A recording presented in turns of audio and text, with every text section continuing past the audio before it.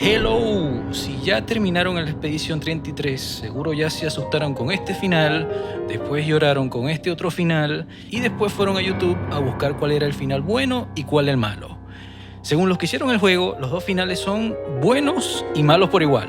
Pero, aunque la comunidad ha estado debatiendo muy civilizadamente, no ha logrado llegar a un consenso. Yo pienso que en este juego sí hay un final bueno y no es solo porque yo lo diga, el propio juego lo dice. Yo soy Code y en este video vamos a profundizar en esta historia para intentar responder la pregunta del millón de cromas. ¿Cuál es el verdadero final de este juego? El lienzo, ¿hay que destruirlo o hay que salvarlo?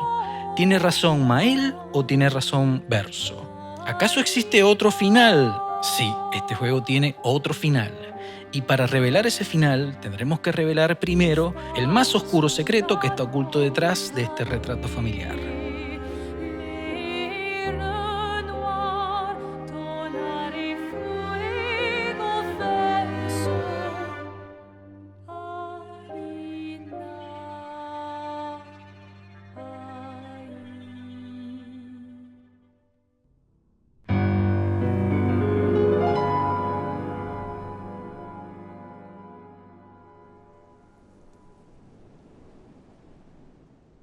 Esta es Sophie y este es Gustav. Sophie muere en el principio del juego. Se vuelve polvo que lleva el viento junto a todos los que tenían 33 años. Esto de aquí, que parece una mezcla entre una boda y un funeral, es el Gomage. Un evento donde una vez al año una pintora gigante pinta un número en cuenta regresiva y los que tengan la edad del número son borrados. Este año toca el 33. Para intentar detener la cuenta regresiva, esta gente organiza una expedición anual y este año toca la 33. La expedición 33 hace el viaje y apenas llegan son recibidos por un señor mayor llamado Renoir. Renoir los recibe con fuegos artificiales y los deja así ordenados en una montañita. Solo 4 personas sobreviven a ese ataque: Gustav, Lune, Mael y Ciel. Los 4 continúan la misión y en el trayecto van conociendo personajes como el cara de hueco, los pinceles con patas, el fantasma de la ópera y el peluche gigante. Cuando la expedición comenzó a ilusionarse de que podían ganar, Renoir los vuelve a visitar y mata a Gustav. Asimismo, el personaje principal muere. La próxima en la lista es Mael, así que el viejo le hace la del Doctor Strange, pero Mael no muere. El viejo entonces trata de darle con el bastón en la cabeza a ver si con eso sí se muere, pero de repente se aparece este personaje para salvarla.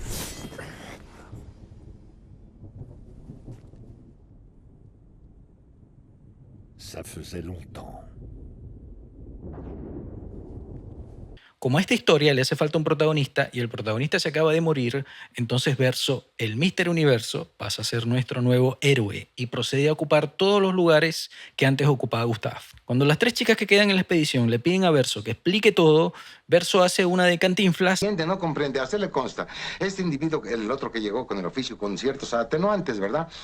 Si vamos a ver la cosa de fondo, entonces vamos, es un miedo controlable, pero en cierta responsabilidad del individuo, porque lo hizo al declarar, dice, hombre, muy bien.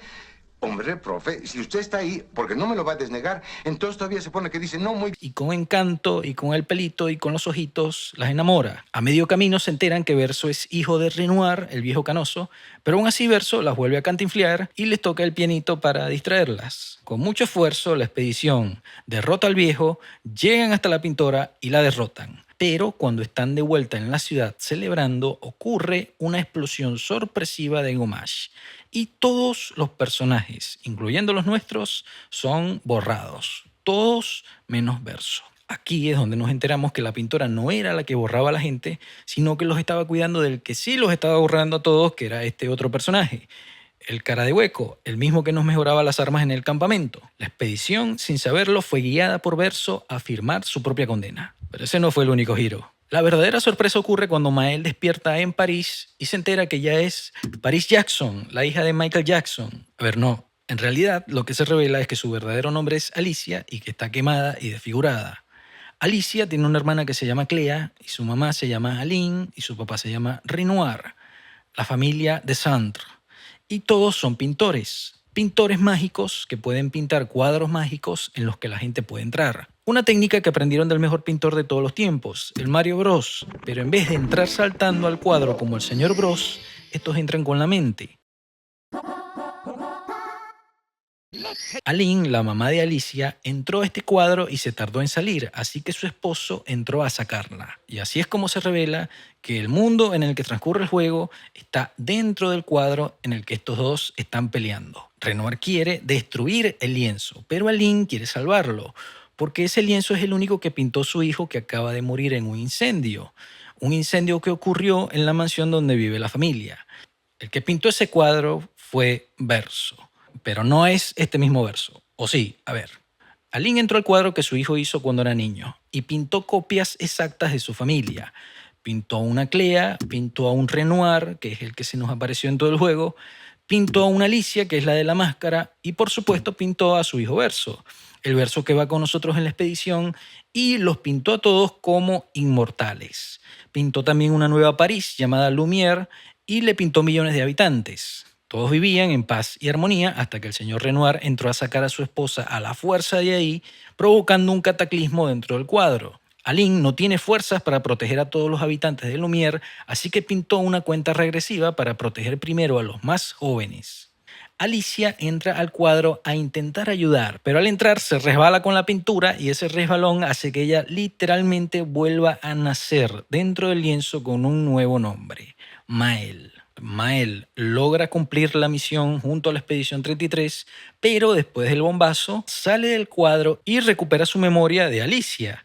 Entra al cuadro de nuevo y enfrenta a su padre para que no destruya el lienzo, derrotándolo y sacándolo del cuadro. Pero Verso aprovecha un descuido y aquí es donde al jugador se le presentan las dos opciones finales. Salvar la pintura como es el deseo de Maëlle o destruir la pintura como es el deseo de Verso. Verso dice que quiere destruir la pintura para que su mamá y su hermana no puedan volver a entrar en un mundo de fantasía que les hace daño. Así que cuando el jugador selecciona ese final, el cuadro y todos sus habitantes son borrados. Y luego vemos una escena donde la familia se reúne en el mundo real a dejar flores en la tumba del Verso original. Verso dice que todo lo que hay en el cuadro es falso, de mentiras.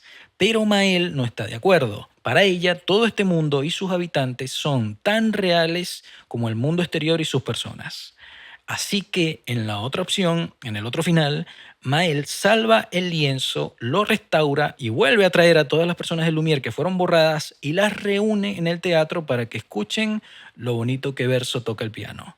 Pero a Verso no se le ve muy feliz y más bien tiene la cara que pone un músico cuando no le están pagando por tocar. Ahora, ¿tiene razón Verso al decir que todos los que están en el lienzo son gente de mentira? A ver, muchos jugadores eligieron destruir el lienzo porque estaban de acuerdo con el argumento de que estas eran tonterías fantasiosas y que era muy buena idea borrarlo todo para que los personajes reales pudieran enfrentar su duelo en la realidad real. A ver, los creadores del juego dijeron que ellos querían que la gente interpretara estas escenas libremente, pero también dijeron que lo único que sí querían dejar claro es que los personajes que están dentro del lienzo deben ser considerados tan reales y humanos como los que están fuera del lienzo. Y hasta se atrevieron a decir que si la gente no entiende esto, entonces ellos, los que hicieron el juego, fallaron como escritores.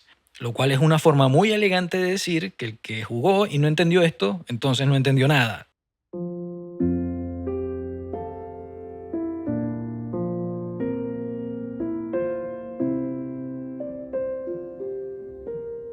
Los escritores de este juego nos están pidiendo que visualicemos un escenario en el que hay unos artistas mágicos capaces de pintar personajes que están vivos, tan vivos como los propios pintores. Este pintor de acá se llama Renoir, como el famoso pintor francés Pierre-Auguste Renoir, que pintaba obras que estaban llenas de vida y que pintaba retratos que impactaban tanto en su época que las personas decían que parecían reales. No porque fueran copias fotográficas de la realidad, sino por la forma en la que capturaban la luz, la expresión y el color. Eran pinturas que tenían tanta espontaneidad y tanta presencia que el observador no solo se sentía invitado a entrar al cuadro, sino que el que estaba pintado parecía que quería salir. El juego hace alusión a esta característica de la pintura y la lleva un paso más allá. No es que parecen reales, es que son reales. Pero el juego además no solo nos pide que creamos que esto es así, sino que también se la pasa 30 horas demostrándonos que estos personajes sí son pintados, pero también ríen, lloran, sueñan, sufren, aman, se sacrifican, piensan por sí mismos y hasta demuestran a veces más humanidad que los propios humanos reales que los pintaron.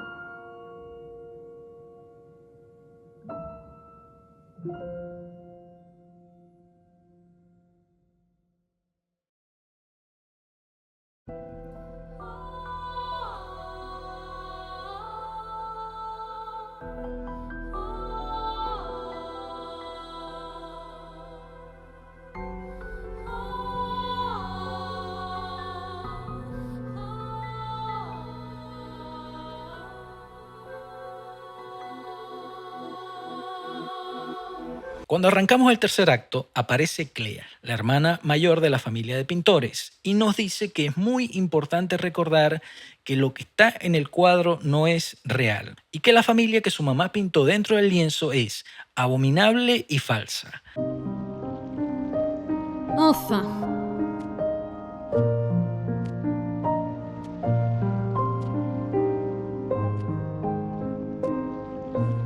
Notre petite ombre s'est réveillée.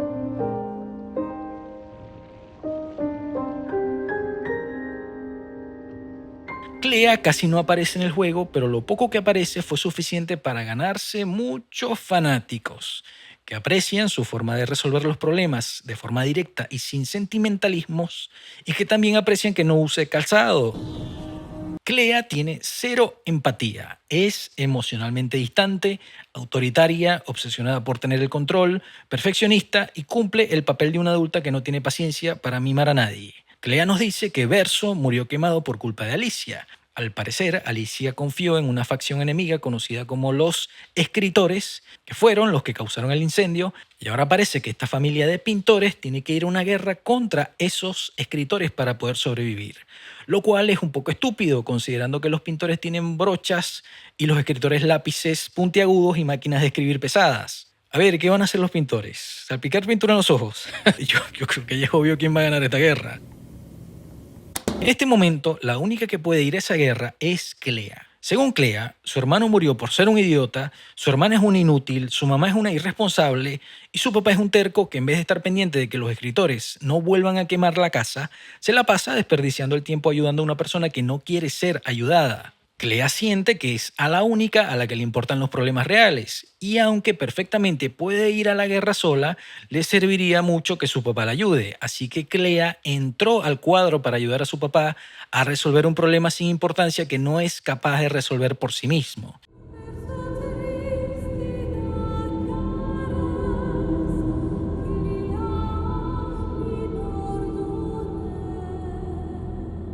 Estando dentro del cuadro, Clea fue directamente a atacar a su copia, la Clea pintada. En vez de borrarla, Clea esclavizó a su copia, quitándole su humanidad, torturándola y convirtiéndola en una impresora 3D de monstruos. Los Nebrones, los monstruos con los que peleamos en todo el juego. Criaturas creadas con el fin de eliminar a los que habitan el lienzo, para que su energía, el croma, no vuelva hacia Aline, sino que vaya hacia Renoir, para así debilitarla a ella y fortalecerlo a él. Lo más curioso sobre estos monstruos falsos, pintados por la Clea falsa, es que son tan reales que ya hasta están comenzando a reflexionar muy profundamente sobre su propia existencia.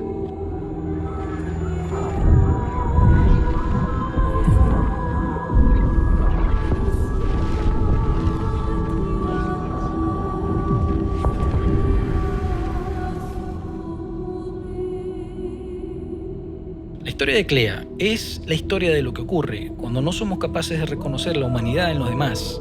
Cuando eso pasa, vamos perdiendo poco a poco nuestra propia humanidad y tarde o temprano terminamos siendo víctimas de nosotros mismos. Dicen que los perfeccionistas suelen ser sus propios críticos más implacables. Y es por eso que de todas las atrocidades que Clea cometió dentro del cuadro, ella misma fue la que se llevó la peor parte. En su momento final, la Clea pintada hace un esfuerzo y recupera el control por un segundo. Y ella usa ese segundo para despedirse y para liberarse por sí misma. Justo lo que la Clea real hubiera hecho también. Estas dos son iguales, solo que una está fuera del cuadro y la otra está adentro. Para la Clea que está afuera del cuadro, todo esto que les acabo de decir no fue nada. Fue como borrar dibujitos en un papel. Pero para la Clea que estaba adentro del cuadro, todo esto fue trauma, sufrimiento y dolor. El debate sobre si los personajes que están dentro del lienzo son reales o no es en realidad un debate sobre poder, porque los de afuera, los pintores, tienen un poder incuestionable sobre los que están adentro, y los que tienen el poder son siempre los que deciden qué es lo que es real y qué no.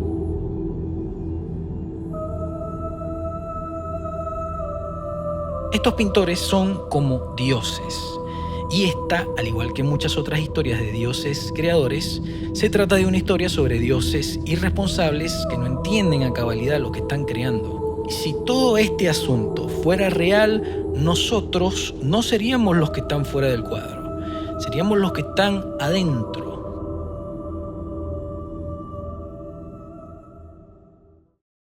Ahora, ¿Clea quiere destruir el lienzo también? Pareciera que sí, pero no.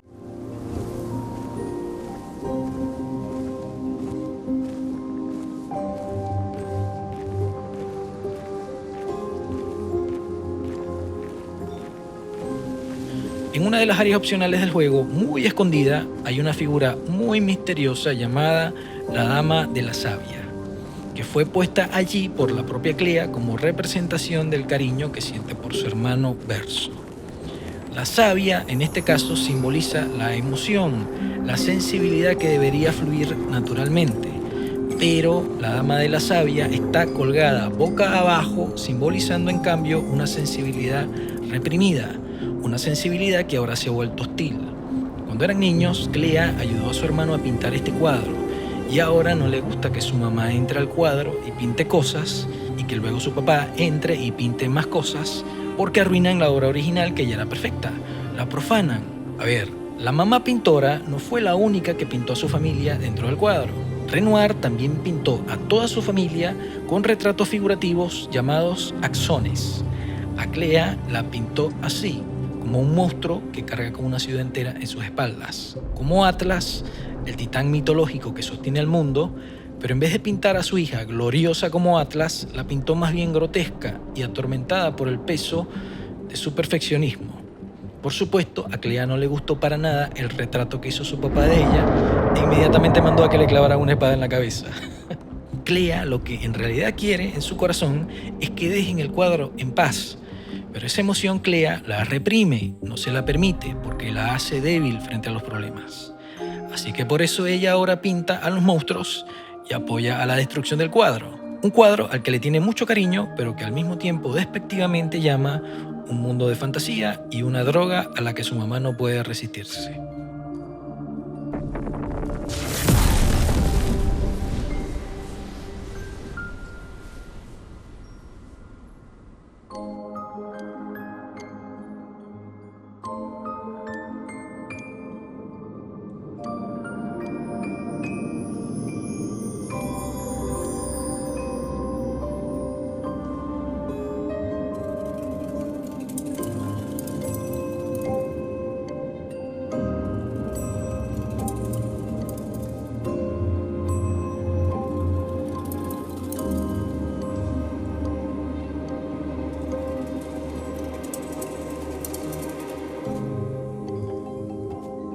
Aline es la pintora más poderosa de la familia y quizás de las pintoras más poderosas que hay en el mundo. A Aline le acaba de pasar la peor cosa que le puede pasar a una madre. Y no solo eso, Aline confiesa que ya no soporta estar junto a Alicia. El estado en el que quedó su hija más joven la atormenta y para desahogarse comenzó a descargar todo su dolor contra ella. Para dejar de hacer esto, Aline decidió refugiarse en el cuadro de Verso por un tiempo. Y allí es donde consigue por fin un poco de alivio.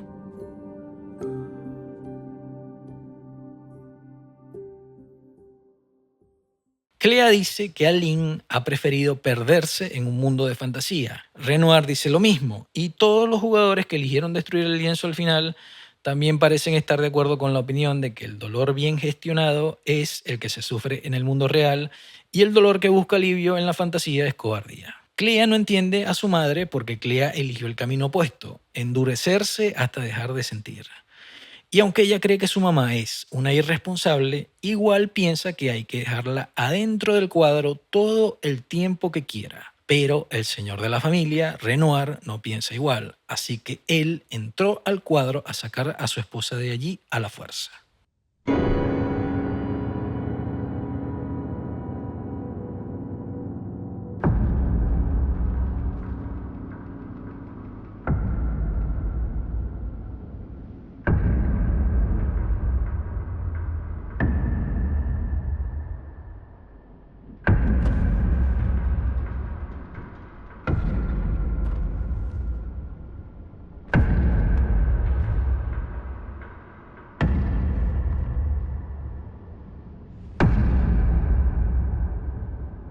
Renoir se la pasó todo el juego siendo el villano y tratando de matarnos, y al final terminó siendo aplaudido, aclamado por la audiencia, por ser en realidad un padre responsable que está luchando por sacar a su esposa y a su hija de una fantasía que les hace daño. Renoir quiere además destruir esta fantasía para que ya no puedan volver a entrar, justo como cuando un padre entra al cuarto de su hijo con un martillo a destruir la Play 4.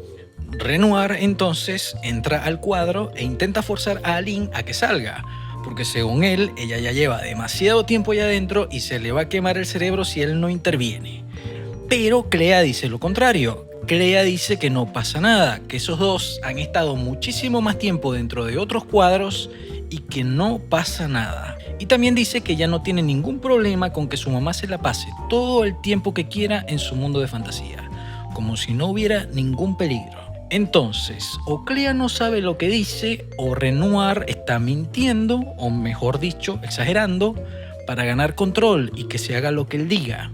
Renoir tiene razón, dicen sus fans. Pero la pregunta interesante aquí es, ¿cuál Renoir tiene razón?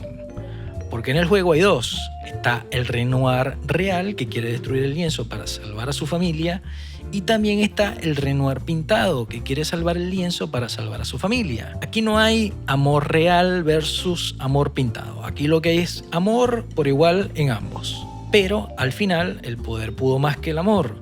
Y el Renoir real, que era el cara de hueco que nos mejoraba las armas en el campamento, venció y borró al Renoir pintado gracias a la expedición.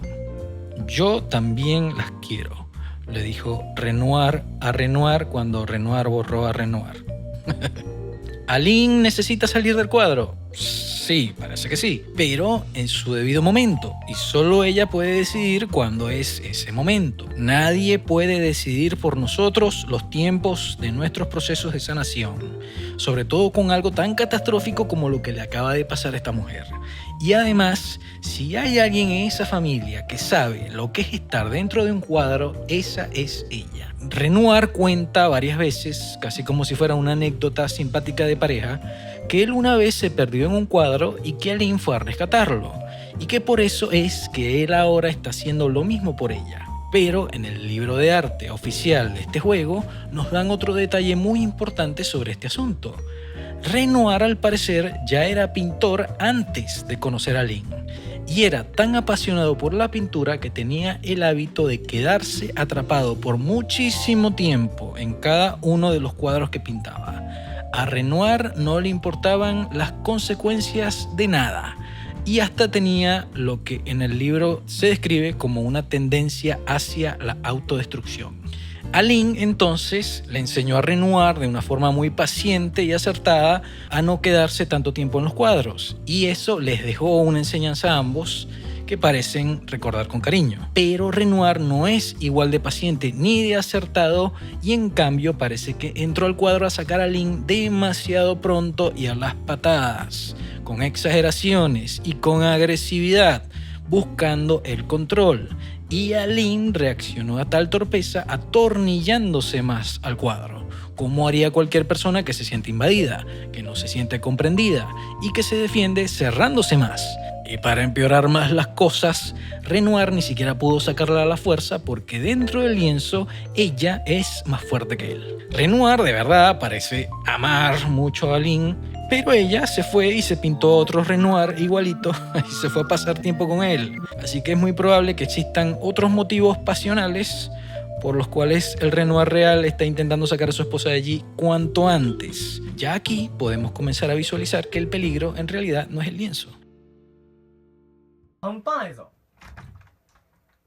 半端がないマジやめろやめろやめろやめろこれだけわかって Hay gente que aplaude cuando un padre entra al cuarto de su hijo con un martillo para hacer pedazos una Play. Parece que estuviéramos programados para celebrar ese tipo de comportamiento correctivo. Pero ¿qué pasa cuando nos encontramos con un problema que no solo no se arregla a martillazos, sino que a martillazos se empeora? ¿Qué es lo que va a impedir que Aline vuelva a entrar a otro cuadro y vuelva a hacer lo mismo? ¿Van a prohibirle a la pintora que pinte? Lo lógico entonces sería que todos dejen de pintar y se dediquen a otra cosa. Al modelaje, por ejemplo.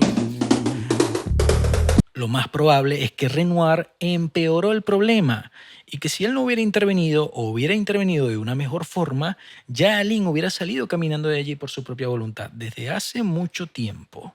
Que Aline esté enganchada con el lienzo ha sido muy comparado con estar enganchado a un videojuego. En Japón a veces pasa que los muchachos se encierran en el cuarto a jugar y no salen más nunca, así que una intervención martillo en mano pareciera estar justificada. Pero también es bueno recordar que los videojuegos han ayudado a mucha gente a atravesar momentos muy difíciles. Aquí la palabra clave es moderación y Aline necesita moderarse. Pero parece que estuviéramos programados para atacar automáticamente a cualquier persona que veamos escapando de la realidad, aunque eso nos convierta en unos hipócritas. On est tous des hypocrites. Yo he conocido a varios señores que acusan a los videojuegos de ser una forma nociva de escapismo que nos aleja de la hermosa realidad y después esos mismos señores se bajan una botella de Latitud 33 ellos solitos antes del mediodía. El mismo señor japonés que entra con el martillo a destruir la Play de su hijo, luego va y se toma todo el sake de Tokio para escapar. Y esa es la verdadera realidad real. Escapar de la realidad es un mecanismo natural, un mecanismo que no solo es beneficioso, sino también necesario, esencial, obligatorio, porque si no, la cruda realidad haría polvo nuestras mentes. Y muchos de los problemas de salud mental que se ven hoy en día son producto no de pasar demasiado tiempo en la fantasía, sino más bien de pasar demasiado tiempo en la realidad. Je n'ai pas le temps de la materner. Lo cierto es que Clea tiene muchos problemas en el mundo real y no tiene tiempo para sentimentalismos. Ella está peleando una guerra sola y necesita que su papá salga de ese cuadro. Así que no le quedó otra opción que jugarse la única carta que no quería jugar.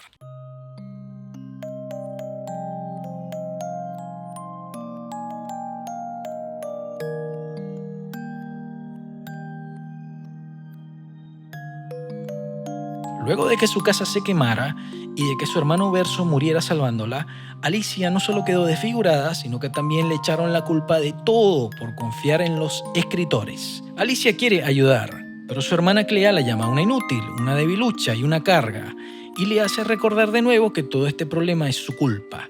Clea llama a su hermana la pequeña sombra y le dice en su cara que ella la hubiese dejado morir y que Verso fue un idiota por salvarla. Alicia además no tiene el talento que tiene su familia para pintar y en las paredes de su casa, donde están expuestas las grandes obras de su familia, el único cuadro de Alicia es este pequeñito que casi ni se ve, colgado allí casi que por lástima. Cuando Alicia insiste en entrar al cuadro para ayudar, su hermana Clea accede, pero Alicia se resbala al comenzar la misión y termina literalmente convertida en una bebé condenada, o mejor dicho, bendecida a nacer de nuevo. En el año 49 del monolito nació en Lumière una niña llamada Maëlle. Los padres de Maëlle fueron borrados por el Gomage cuando ella todavía era muy pequeña y quedó huérfana como la mayoría de los niños en esta ciudad. Pasó de hogar en hogar sin rumbo hasta que conoció a Gustave, que se convirtió en su tutor, su padre, su hermano y su amigo. Cuando Gustave se unió a la expedición número 33, Maëlle insistió en hacer los juramentos y en viajar también a pesar de que solo tenía 16 años. A medio camino, Maëlle tuvo que presenciar con sus propios ojos cómo asesinaban a Gustave. Maëlle y las que quedaron de la expedición le juraron a Gustave que iban a ocuparse y que iban a cumplir la misión. Y ellas cumplieron su juramento. Derrotaron a varios dioses y salvaron el mundo. Pero cuando regresan a la ciudad a celebrar, la historia hace un giro y una explosión traicionera los borra a todos, incluyendo a Mael. Pero Mael no muere, sino que despierta en otra realidad, recordando de golpe que también se llama Alicia y que forma parte de la familia que había pintado el mundo en el que vivió por 16 años. Con sus viejos y nuevos recuerdos y sus nuevos poderes de pintora desbloqueados, vuelve a entrar a ese lienzo para intentar salvarlo. Pero al entrar de nuevo, la que entra no es solo Mael ni solo Alicia. La que entra son dos personalidades habitando una sola mente. Alicia no es Mael y Mael no es Alicia. Ninguno de los dos Renoirs que están en el cuadro son los padres de Mael. El verso que está en el cuadro no es el hermano de Mael. La pintora no es la madre de Mael. Y de la misma forma, Gustave no es el mentor, padre, hermano y amigo de Alicia. Ni tampoco Ciel y Lune son las amigas y compañeras de lucha de Alicia. Entonces, ¿quién es esta y de qué bando está?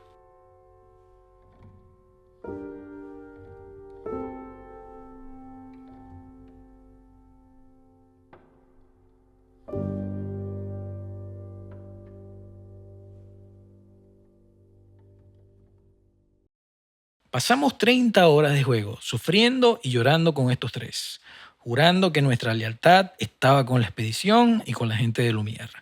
Pero luego llegamos al acto 3 y la revelación de que todo esto ocurrió dentro de una pintura es tan pesada que a mucha gente hasta se le olvidó quiénes eran estos tres y cómo se llamaban. ¡Dégage de là! De repente todo comienza a girar en torno a la familia de pintores reales y sus problemas reales. Por supuesto que la gente se va a olvidar de estos personajes si en el segundo acto de la historia se nos revela que son pintados. En el pueblo de donde yo vengo, cuando alguien está de adorno, se le dice que está pintado. Estos pintados, entonces, van a ser borrados por los dioses que los crearon y no pueden hacer nada para evitarlo. Entonces, ¿para qué les vamos a seguir prestando atención? Bueno, aquí es donde es importante recordar que si esta situación fuera real, nosotros seríamos los de adentro del lienzo y no los de afuera.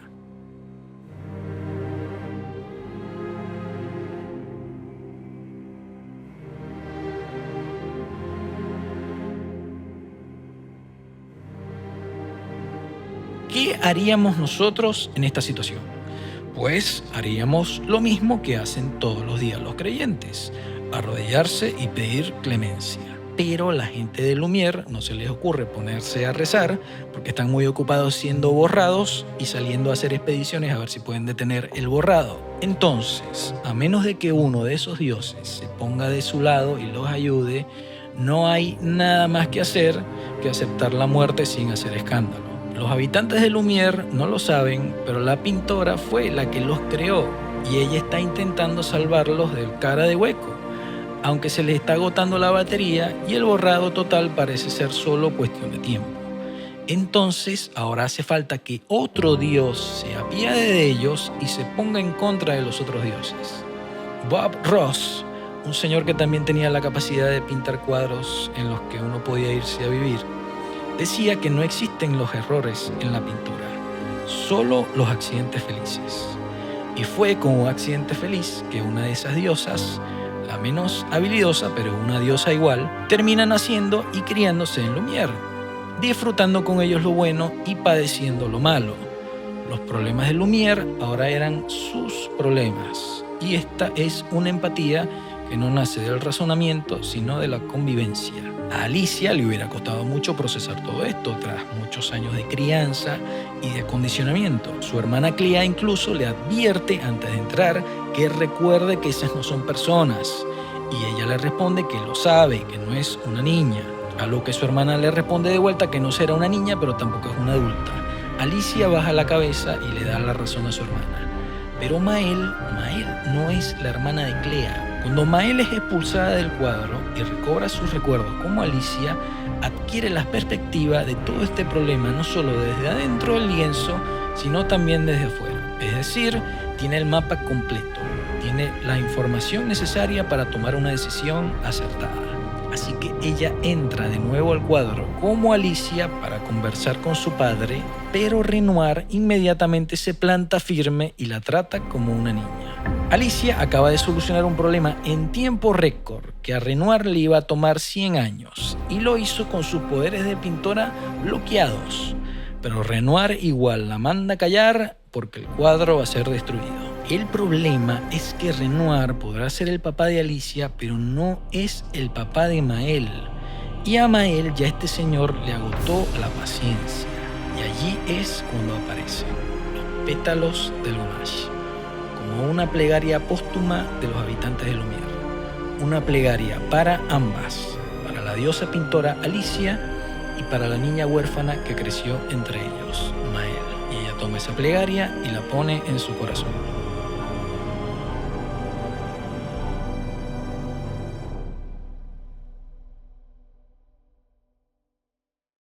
El primer Renoir que Alicia borró era el Renoir pintado, el Renoir que vivía adentro del cuadro.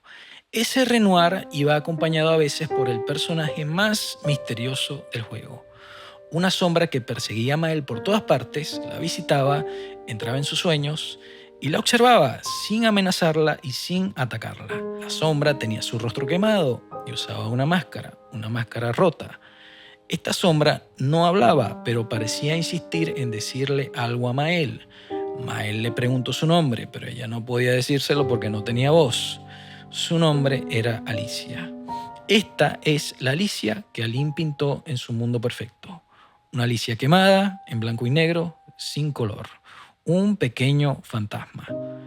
¿Por qué? ¿Por qué su madre la pintó así? Que Alicia esté quemada aquí adentro significa que Aline decidió pintar el incendio de la mansión aquí también dentro del cuadro, pero mientras Verso está intacto, Alicia quedó quemada igual que afuera. ¿Por qué? La sombra miraba a Maël con curiosidad, con frustración y con resignación, haciéndose la misma pregunta. Al parecer, Aline no solo pintó una familia perfecta en un mundo perfecto, sino que también pintó lo que afuera del cuadro no podía procesar para intentar procesarlo adentro. Pintó el incendio y pintó a Alicia dentro de ese incendio. La Alicia pintada fue creada así entonces, no por maldad, fue creada así por culpa, por incapacidad. Alicia es el límite de un amor que no debería tener límite. Aline puede imaginar lo que sea, maravillas, millones de personas, mundos enteros, pero ya no puede imaginarse a su hija sin el incendio. Entonces la pinta así, para siempre. Para Aline, el cuadro no es una fantasía entonces, es una terapia para aprender a amar de nuevo a su hija y para aceptarla y para perdonarse a sí misma por permitir que a sus dos hijos le pasara lo que les pasó. La Alicia pintada ha tenido mucha vida para reflexionar y su deseo era transmitirle esas reflexiones a Maël. Así que le escribió a ella una carta titulada Una vida para soñar y se la envió con su hermano Verso. Pero Verso decidió no darle la carta a Maël. La escena en donde Verso lee la carta es el punto en el que el jugador se entera de todo lo que está pasando en realidad. En la carta, Alicia intenta avisarle a Maël de que si derrota a la pintora, la verdadera fuerza que quiere borrarlo todo va a quedar libre. Alicia le ruega entonces a Maël que consiga una forma de solucionar el conflicto que considere la vida de todos. Verso lee la carta y la arroja al mar porque Verso quiere que el lienzo sea destruido. Luego de la explosión de borrado, al entrar de nuevo al cuadro, Maël encuentra la carta de Alicia, la carta que Verso tiró al mar, y decide ir a buscar al fantasma enmascarado para escuchar lo que ella tiene que decir.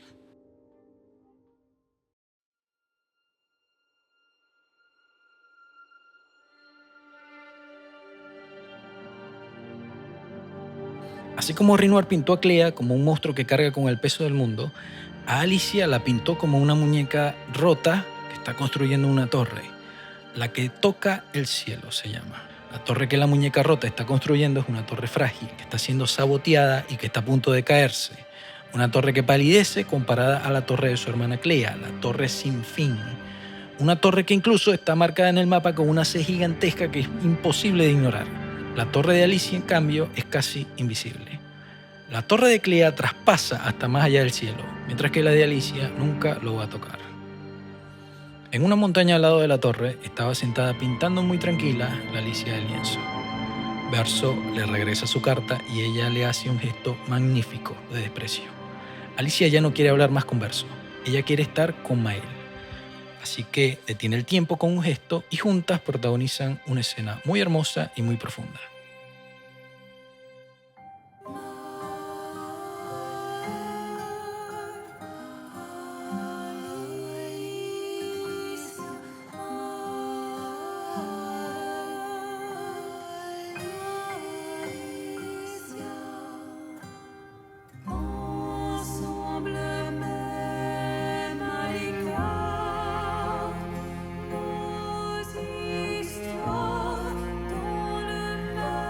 Esta es la primera vez que vemos que un miembro de esta familia intenta comunicarse con su versión en el lienzo.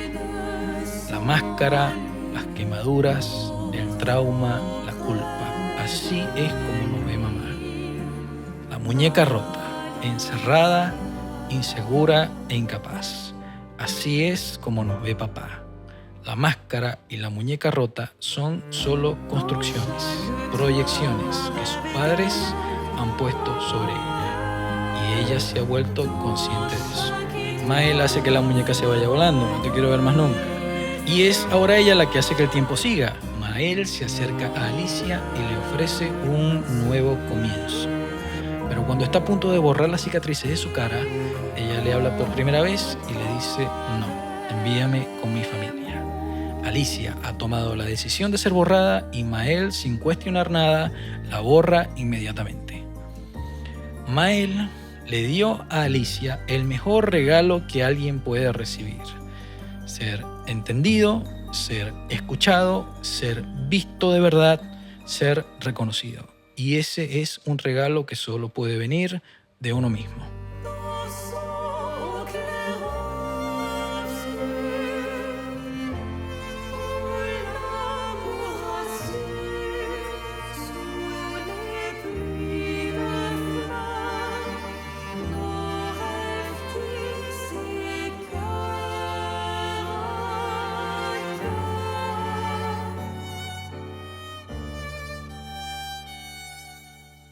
Verso quedó en shock cuando Mael borró a su hermana. No me diste tiempo para persuadirla, dijo. El que tiró la carta al mar, el que traicionó a la expedición porque quería que el cuadro fuera destruido. Ahora reclamaba porque su hermana fue borrada. Mael nota la absurda contradicción y se lo hace saber a Verso. Y a él solo se le ocurre decir que esas son cosas muy distintas. It's different. It's different. Es decir, que si yo decido borrarlos a todos, eso está bien, pero si ella decide borrarse, eso está mal. ¿Qué es lo que está ocurriendo con este personaje? Mael entonces avanza con la mejor expedición de la historia y con la ayuda de Verso sacan a Renoir del juego. Pero cuando parece que el cuadro por fin está a salvo, Verso vuelve a voltearse de repente e insiste de nuevo en destruir todo. Si el jugador decide apoyar a Mael y salvar el lienzo, vemos una escena en donde todos los habitantes de Lumière están de vuelta y se reúnen sonrientes en el teatro de la ciudad para escuchar un concierto del señor que dijo que amaba tocar el piano. Y ahí está él, sentado frente a un piano a sala llena. Pero no se le ve nada contento. La mitad de la comunidad de este juego llama al final, donde Mael salva el cuadro, el final malo. Algunos hasta lo llaman el final de la perra loca. This is a crazy bitch ending. It is. 100% it is. Absolutely it is.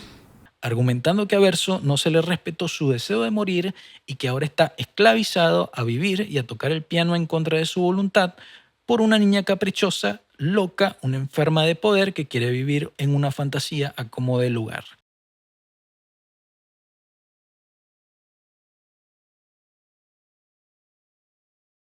Hay una escena en el juego donde Verso le cuenta a Mael que le gusta tanto tocar el piano que él siente que cuando está tocando el corazón se le va a partir con la belleza de las notas. Y Mael le responde a Verso que si tienen éxito, que si logran la misión, que si logran salvar a todo el mundo, va a hacer exactamente lo que hizo: traerlos de vuelta a todos, reparar la casa de la ópera y organizarle un concierto para que él pudiera vivir de nuevo eso que tanto ama. Y Verso se ríe y le responde: será un placer. Y dice que se va a poner a practicar de inmediato. Esta fue una promesa hecha con el meñique que Mael le hizo a Verso, o mejor dicho, una promesa que ambos se hicieron. Y ahora Verso tiene esta cara. Cuando yo vi por primera vez este final, en lo único en lo que me pude concentrar fue en tratar de entender por qué, luego de prometer lo que prometió de una forma tan cálida, ahora Verso estaba molesto. ¿Por qué en esta escena, en donde hay sonrisas, música, en donde la ciudad está restaurándose y la comunidad está viva, de repente aparece esta nota disonante que cubre absolutamente todo con un color amargo? Algunas personas dicen que aquí Mael activa sus poderes para obligar a Verso a tocar.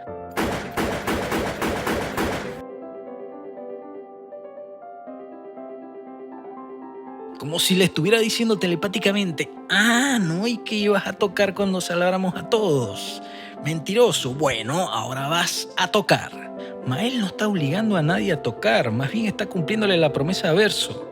Lo que tenemos que averiguar aquí es la razón exacta de por qué el pianista está molesto. Hay quienes dicen que Verso está molesto porque él quería salvar a su mamá. Bueno, en este final parece que su mamá ya no volvió a entrar al cuadro. Hay gente que argumenta también que él quería salvar a Mael, o mejor dicho a Alicia, que ahora está atrapada en el cuadro viviendo una fantasía y que por eso va a morir pronto. Pero esto Clea lo desmiente. Clea dice que ella y Verso de niños pasaron mucho tiempo dentro del cuadro pintando y jugando. Muchísimo más tiempo que Alicia, que prefería sentarse a leer en su cuarto. Y a Clea yo no la veo en mal estado por pasar tanto tiempo en el cuadro. Yo la veo muy bien. ¿Por qué entonces existe esta idea de que Alicia se va a morir cuando un par de niños pudieron pintar y jugar en el mismo cuadro por años y años sin ningún problema? A ver, ¿es posible que Alicia muera pronto? Sí, pero más producto de sus heridas en la vida real que por estar en el cuadro. Alicia dice que le duele hasta respirar. Entonces aquí entra en juego otra cosa importante. Cuando la gente entra al cuadro, el tiempo se dilata. Se dilata mucho más que en las salas del tiempo que hay en Dragon Ball. El juego no da la cifra exacta, pero deben ser aproximadamente 100 años de vida dentro del cuadro por un mes afuera, o menos, quizás 100 años por 20 días. Y en ese caso sería más bien una estupidez no entrar a un cuadro para estirar una vida que ya tiene ya de por sí una expectativa corta. Alicia está ganando tiempo y lo está haciendo en un ambiente donde no le duele respirar, y esta debería ser considerada más bien una idea lógica y razonable. La gente que dice que este es el final malo también argumenta que Alicia es una persona que prefiere sumergirse en la fantasía antes que afrontar la realidad. Pero este personaje se montó en un barco a los 16, mucho antes de que le tocara ser borrada, para ir a afrontar la realidad cuando todo el mundo le estaba recomendando que se sentara a oler las flores. Al parecer, Alicia también cometió la terrible ofensa de mentirle a su padre al decirle que va a estar un tiempo en el cuadro, cuando la verdad es que ella no va a salir nunca y va a morir allí metida. De forma insólita, este personaje de aquí, que se la pasa diciendo mentiras compulsivamente, llama mentirosa a un personaje que, si revisamos el guión, en todo el juego no ha dicho una sola mentira, y que todo lo que ha prometido lo ha cumplido. De hecho, la llaman la perra loca porque en su final está cumpliendo lo que dijo que iba a hacer. Alicia no mintió. Si ella dice que va a salir, es porque va a salir. Pero no puede salir porque apenas salga, su papá va a destruir el cuadro. Entonces se ve obligada a elegir entre salvar el cuadro o salir. Y ella elige salvar el cuadro y protegerlo quedándose adentro.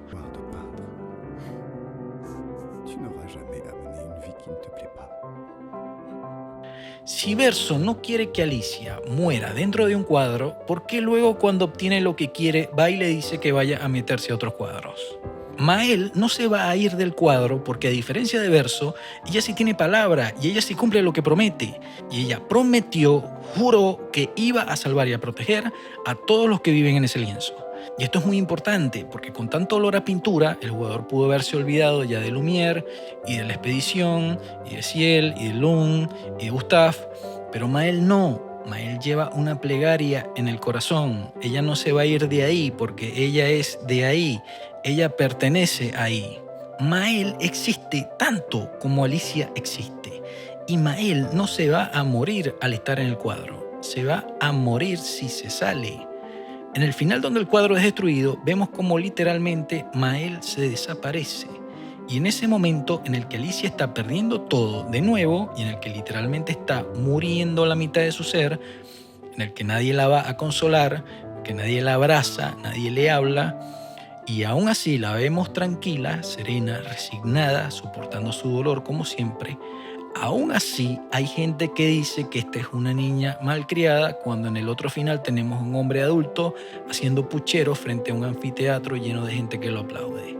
¿Por qué? Cuando yo vi este final, sentí un intento de manipulación emocional. Algo o alguien estaba tratando a la fuerza de hacerme sentir culpable, tratando de hacerme creer que este final era un final malo, como si alguien te susurrara en el oído: si verso no está bien, algo hiciste mal.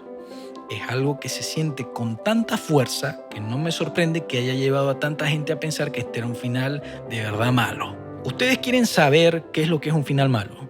Todos los juegos tienen uno. Se llama la pantalla del Game Over. En este caso es la Au clair obscur, o la pantalla de la expedición ha fallado. En todos los juegos que tengan una historia, uno tiene que preguntarse qué pasa después de esa escena de Game Over. Luego que piensen en eso, tienen que comparar ese escenario con el escenario que plantea el final o los finales. Y si es el mismo, ese final es conceptualmente malo.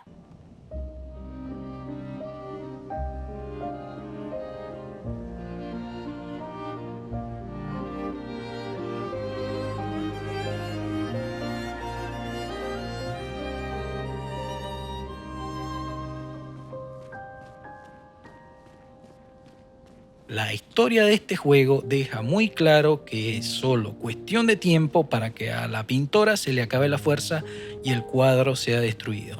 33 años faltan exactamente. Entonces, si la expedición hubiera fallado, o mejor aún, si estos personajes no hubieran hecho nada, la pintora igual hubiera sido derrotada, Aline hubiera salido del cuadro, Alicia hubiera salido del cuadro, el cara de hueco hubiera borrado todo y el verso pintado hubiera sido borrado justo como quería. Exactamente lo que ocurre en el final, donde el cuadro es destruido. Este final es, entonces, la pantalla del Game Over, pero con pasos extra.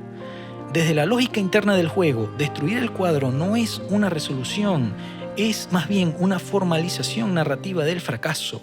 Este final no parece malo porque es extenso, completo, se siente redondo y esos colores otoñales transmiten serenidad. La tumba con las flores que simbolizan el respeto al orden natural. Todo a entender que las cosas están donde tienen que estar. En cambio, el final donde Mael salva el cuadro es difícil de tragar. Aunque la expedición evitó el escenario del Game Over, la escena es incomprensiblemente amarga, se siente insatisfactoria, corta, le faltan momentos, le faltan piezas. Y no es que esté mal hecho, parece más bien un final que invita al jugador a profundizar más y encontrar esas piezas que le faltan.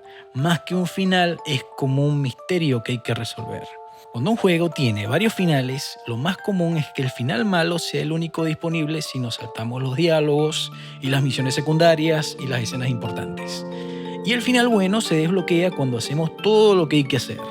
En este juego no ocurre eso, los dos finales están desbloqueados aunque no hagamos ni una sola secundaria. Pero lo que aquí sí hay es mucho contenido opcional y mucho diálogo muy importante, escondido detrás de retos muy difíciles. Y no hay uno solo de esos diálogos que no se sienta como piezas que tenemos que encastrar en el rompecabezas final. En este caso, entonces, lo que desbloqueamos al hacer las secundarias no son los finales como tal, sino la comprensión, el entendimiento de los finales. Y no solamente de los finales, sino que también desbloqueamos información muy importante para entender qué está pasando con el personaje más complejo y más difícil de entender de toda esta historia.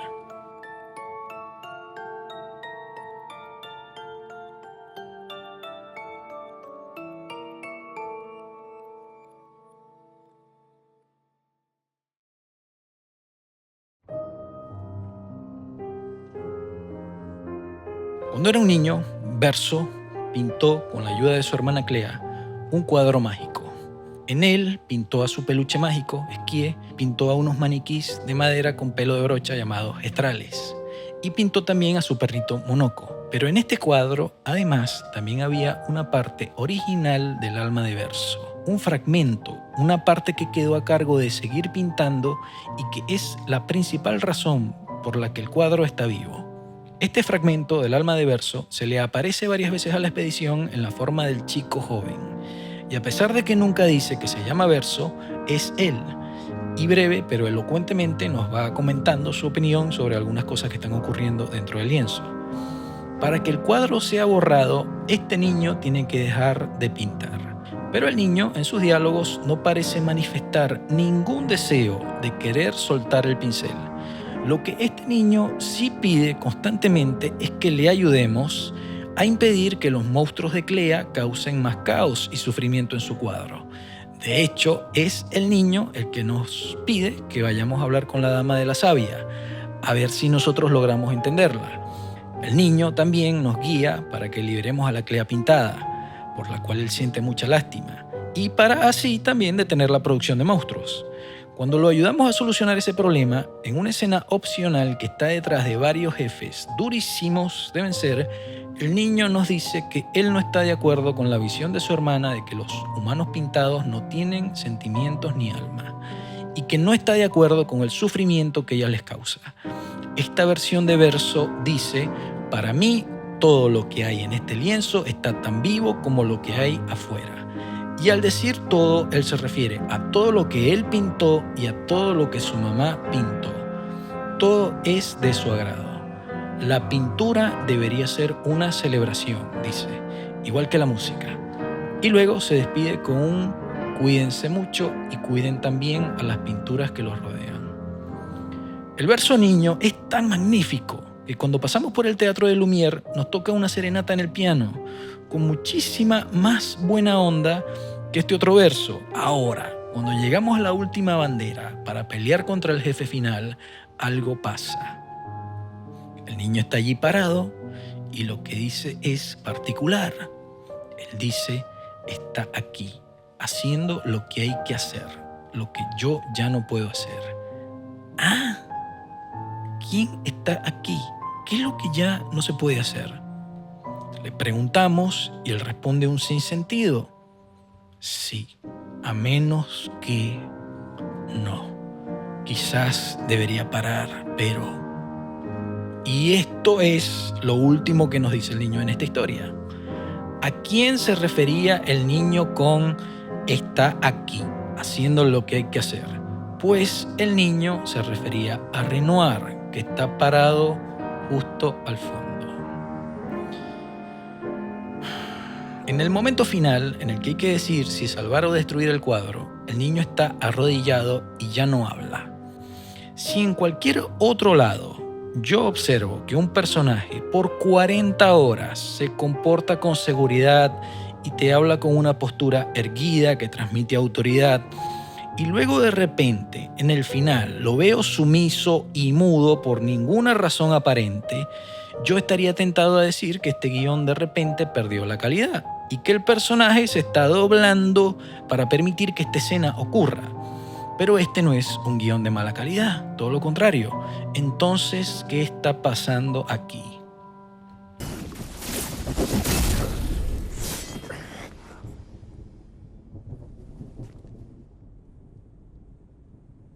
Ça faisait longtemps. Al verso adulto de la historia, el verso pintado, lo conocemos justo cuando Gustave muere. Y de repente, de forma brusca, la expedición pasa de ser liderada por un hombre con un corazón de oro a ser liderada por un desconocido que lo primero que dice cuando se presenta al grupo es una mentira. Lo siento, no pude salvar a su amigo. Una mentira. La verdad es que Verso dejó que Gustave muriera para tener el camino libre y así poder ocupar su lugar para controlar a las chicas de la expedición y guiarlas a firmar su propia condena. Este es un usurpador, pero eso por los momentos el jugador quizás lo intuye un poco, pero no lo tiene claro, a pesar de que este personaje no para de mentir en todo el viaje. En el pueblo de donde yo vengo, cuando alguien es muy mentiroso, se le dice que es puro verso. Así que ese nombre le queda perfecto a este señor. El juego te obliga bruscamente a aceptar que Verso es el nuevo Gustav. Y el desconocido, más pronto que tarde, se gana no solo la confianza de las chicas, sino también la de los jugadores. Mael lo acepta porque no tiene otra opción si quiere cumplir la misión. Ciel es más relajada e intenta conocerlo más antes de juzgarlo. Y Lun, que es la más desconfiada, la que más insiste en interrogarlo y la que siempre termina atrapándolo mintiendo descaradamente, al final no se puede resistir y de forma tragicómica cae en sus encantos. Verso también nos lleva inmediatamente a reclutar a su mejor amigo, el personaje más gracioso y sarcástico del juego, Monoko, que en realidad es una representación de la mascota de Verso en el mundo real. Y aún siendo representación de su amigo fiel, Monoko conoce a Verso y sabe lo que él está tratando de hacer. Y él lo desaprueba tanto que rechaza seguirle el juego. Cuando Monoko se encuentra con Verso, Verso le dice, este es nuestro chance. Pero Monoko le responde inmediatamente, no, este es tu chance. Monoko hasta se burla de Verso y le dice que en algún momento los ojitos y el pelito ya no le van a servir más para tapar tanta mentira. Monoko no quiere que el lienzo sea destruido y solo se une al grupo porque no le puede decir que no a unos buenos combates y por rendirle honor a la memoria de lo que alguna vez Verso fue. Verso es tan mentiroso que hasta hizo que Monoko se pusiera a actuar y a llorar de mentiras para poder hacerle una de sus jugadas a las chicas. Verso es tan mentiroso que su papá lo pintó en el cuadro con el nombre de El que protege la verdad con mentiras. Un Axon representado con máscaras del que ya vamos a hablar a profundidad más adelante. Verso está diseñado para cautivarnos y cuando por fin se revela su verdadero plan ya es demasiado tarde.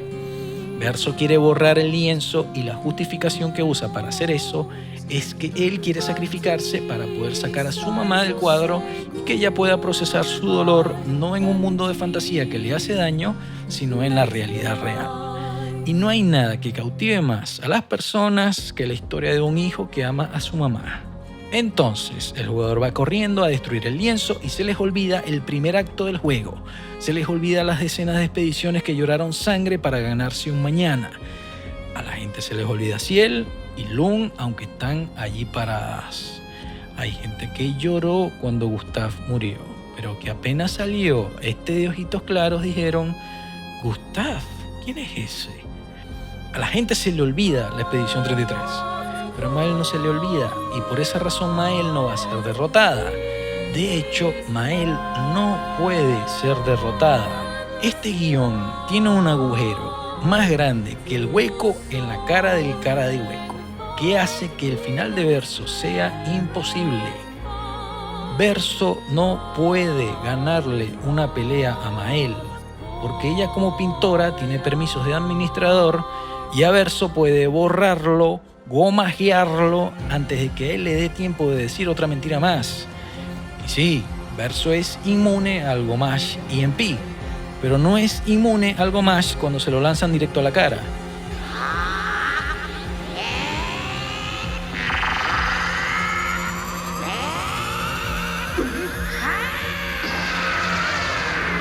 Él mismo lo dice, bórrame, tú eres la única que puede. Y no hay problema porque ella puede borrarlo aquí y puede volver a pintarlo allá. La batalla por el lienzo es una batalla entre Mael y Renoir. Y si Verso tenía algún chance para traicionarla, era antes de que Renoir fuera derrotado, no después. Quien controla el croma del lienzo, controla el lienzo, dice Clea. Y al sacar a Aline y a Renoir fuera del cuadro, Mael es invencible desde cualquier punto de vista.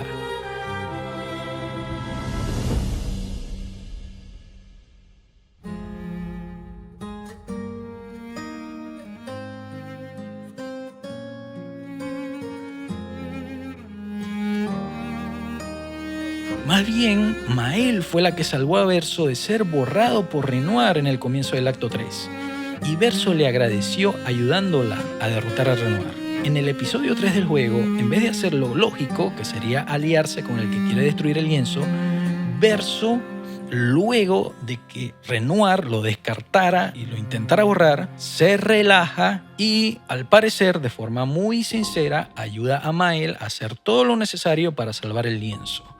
Él incluso la acompaña en el arduo trabajo de recopilar la energía que quedaba en los cuerpos de los integrantes de las expediciones pasadas. Verso hasta la acompaña a pintar en el monolito el mensaje «Vete del lienzo, papá», un chiste que a ambos le causó mucha gracia. Verso ayuda a Maëlle a ganarle a Renoir. Y luego, en el último momento, algo pasa y Verso da un giro brusco de 180 grados y vuelve a insistir compulsivamente en querer destruir el lienzo. ¿Por qué? ¿Qué está pasando?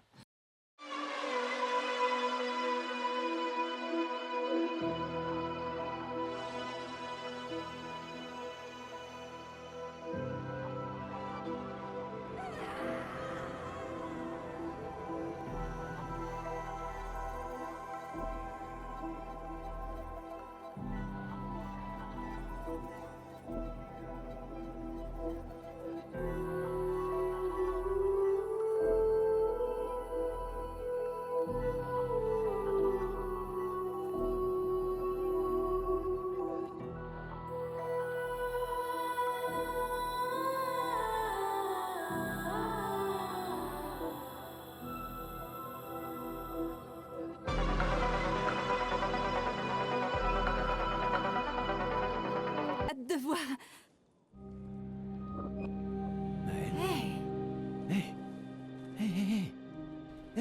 Cuando Maëlle estaba comenzando la expedición, mucho antes de conocer a Verso, ella tuvo varias pesadillas mientras descansaba en el campamento. En esas pesadillas hay algunas escenas directamente simbólicas, como por ejemplo esta en donde Maëlle sostiene un pedazo de torta y los personajes del juego están parados detrás de ella con las manos extendidas, lo cual significa que es Maëlle la que va a decidir quién va a comer en esta fiesta y quién no. Y también en esas pesadillas está la escena recurrente del incendio en la mansión, de la que ya vamos a hablar más adelante. Pero la primera escena que sale es una escena bastante particular, en la que aparece Verso asesinando a una mujer. Esa escena de allí no es simbólica, ni es un recuerdo de Maëlle. Eso fue algo que ocurrió de verdad. Y que ahora, por alguna extraña razón, está apareciéndosele a Maëlle en una pesadilla. Esa escena no es una pesadilla, no es un mal sueño. Eso es un mensaje. Un mensaje que alguien le está tratando de comunicar a Maëlle. En la escena, después del asesinato, aparece junto a Verso una persona que fue testigo de ese evento. La persona que está enviándole ese mensaje a Maëlle es la Alicia Pintada.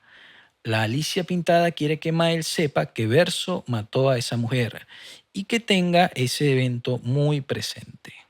En el último tramo del juego están tiradas en una colina, escondidas casi que al aire libre, dos cartas que explican qué fue lo que pasó esa noche. La mujer que aparece en la escena se llama Julie. Julie era parte de la Expedición Cero, la primera expedición, junto al Renoir Pintado, Verso y a algunas personas más. Julie, al parecer, tenía una relación afectiva muy cercana con Verso, pero estas cartas no son cartas de amor.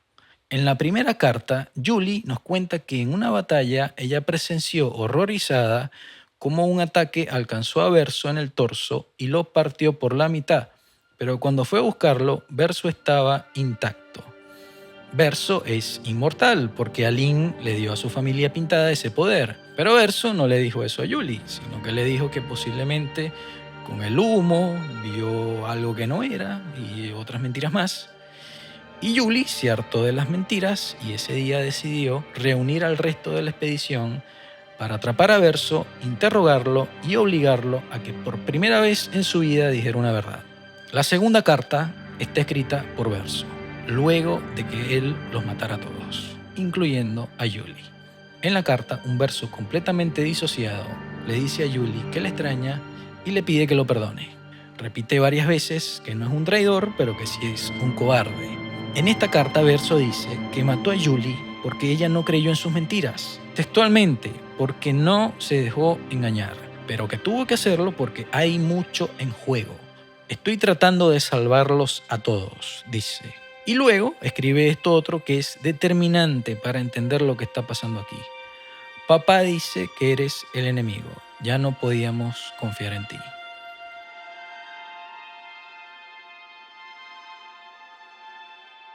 La carta finaliza con Verso escribiendo muy decidido que quiere salvar el cuadro, porque todos ellos, los que están dentro del cuadro, merecen existir, que todos ellos merecen vivir y que cuando logren el objetivo, cuando logren salvar el cuadro, él le pedirá a su mamá que pinte a Julie de vuelta a la vida.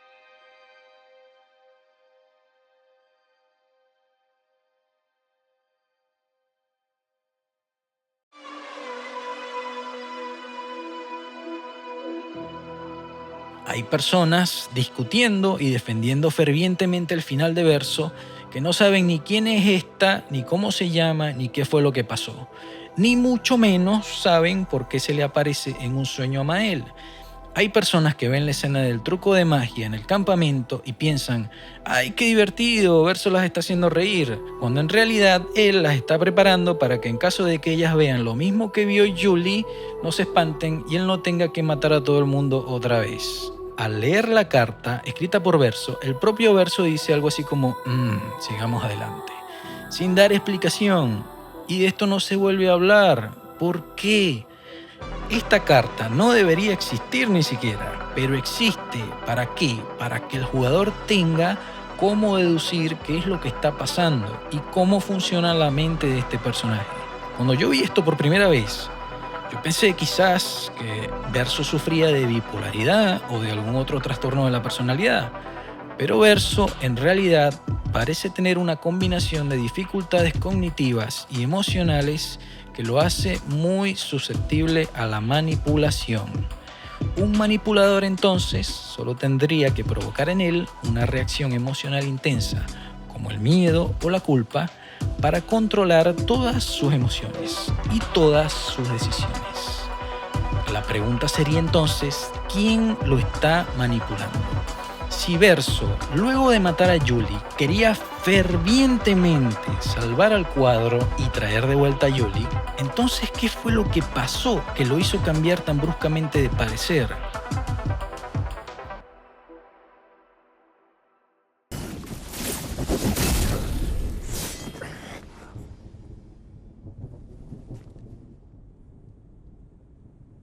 Ça faisait longtemps. En el juego no parece haber un evento que justifique ese cambio, pero lo que sí se menciona es una batalla entre padre e hijo, entre el Renoir pintado y Verso. Una batalla que al parecer fue como la batalla entre Squall y Cypher en la intro del Final Fantasy VIII y que le dejó a ambos la misma cicatriz. Una cicatriz que Verso dice que es un recordatorio del precio que hay que pagar por ser independiente o algo así. Esa batalla muy probablemente se produjo aquí, en este escenario llamado Las Arenas Blancas, en donde no hay nada más que una copia de la mansión de la familia abandonada en una colina. Ahora, en el juego hay una mansión pintada por Aline, pero esa está ubicada en otro lado y aunque parezca la misma, es otra. Esta batalla entre padre e hijo se produjo muy posiblemente porque Verso cambió de opinión y pasó de querer salvar el lienzo a querer borrarlo. ¿Pero por qué cambió de opinión? Bueno, esta mansión que está aquí, lo más seguro es que no fue pintada por Aline, sino que fue pintada por Renoir. El Renoir real, el de afuera, el cara de hueco. Aquí están sus pétalos rojos, el botecito donde llegó remando y un maletín con la canción de su amada Aline. Mi teoría es que el Renoir real usó esta mansión para ponerse en contacto con Verso y manipularlo. Cuando la expedición es atacada al principio del juego, Verso salva a Mael y la lleva a la mansión, y allí es donde conocemos al cara de hueco. Y cada vez que durante la aventura entramos a las numerosas puertas que conducen hasta la mansión, estamos entrando en la mansión pintada por el Renoir real, en esta mansión, y estamos siendo muy sutilmente condicionados a unirnos a su causa, la cual es destruir el lienzo. Papá dice que eres el enemigo, ya no podemos confiar en ti. Cuando esta masacre ocurrió, el Renoir pintado tenía manipulado a Verso y fue el que hizo que matara a toda esta gente. El control era tal que él pudo hacer que Verso matara a su enamorada sin ningún titubeo. Pero luego llegó el Renoir real y comenzó a parecérsele a Verso en sus pesadillas. El propio Verso dijo que esto pasó así, que él se le aparecía en las pesadillas y que no era muy placentero.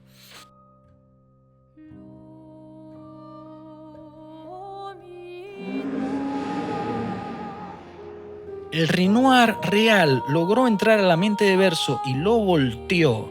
De estar manipulado por su padre pintado, que quería salvar el lienzo, Verso pasó a estar manipulado por su padre en el mundo real, que quería destruir el lienzo. Por eso Verso cambió tan bruscamente de idea y por eso estos dos pelearon. Y esto no era lo único que la Alicia pintada quería que Mael supiera.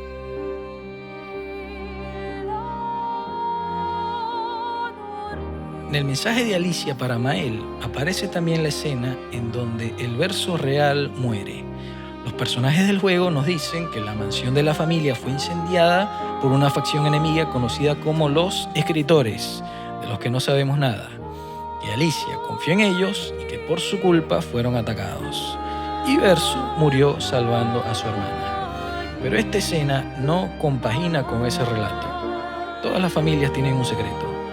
Y el secreto de esta familia es la pieza que falta para que todo esto que está ocurriendo tenga sentido. El secreto de esta familia es que Verso fue el que provocó el incendio en el que murió.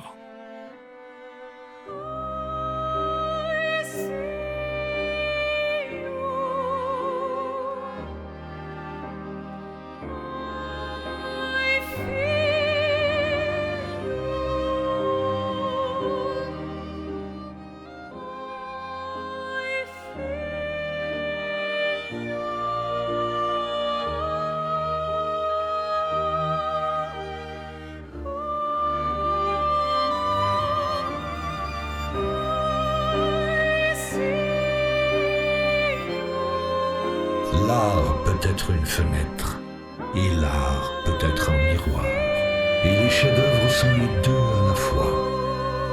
Sache, mon fils, que tu ne pourras jamais être un grand artiste tant qu'il y aura un masque entre toi et celui qui regarde tes œuvres. Surtout si ce dernier n'est autre que toi-même.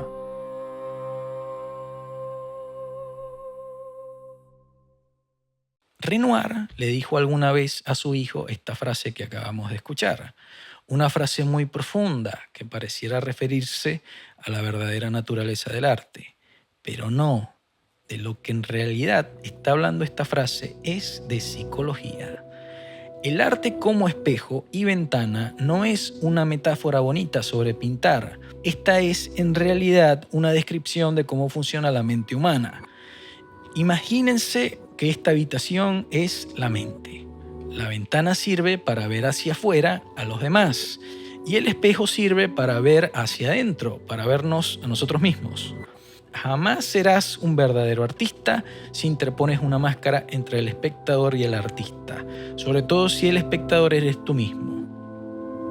Esto de aquí no es un sabio consejo de un padre a su hijo, sino que en realidad es una técnica de ingeniería psicológica muy sofisticada, y ya les voy a explicar por qué.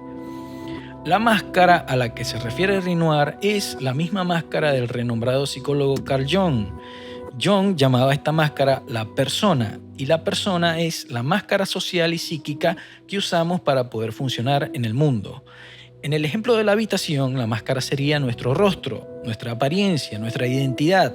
Miramos por la ventana y los demás ven nuestra cara. Miramos el espejo y vemos nuestra cara. Todo bien. Ahora, digamos que alguien nos dice, nunca serás esto o aquello. Introduce duda. A menos de que elimines la máscara que llevas puesta.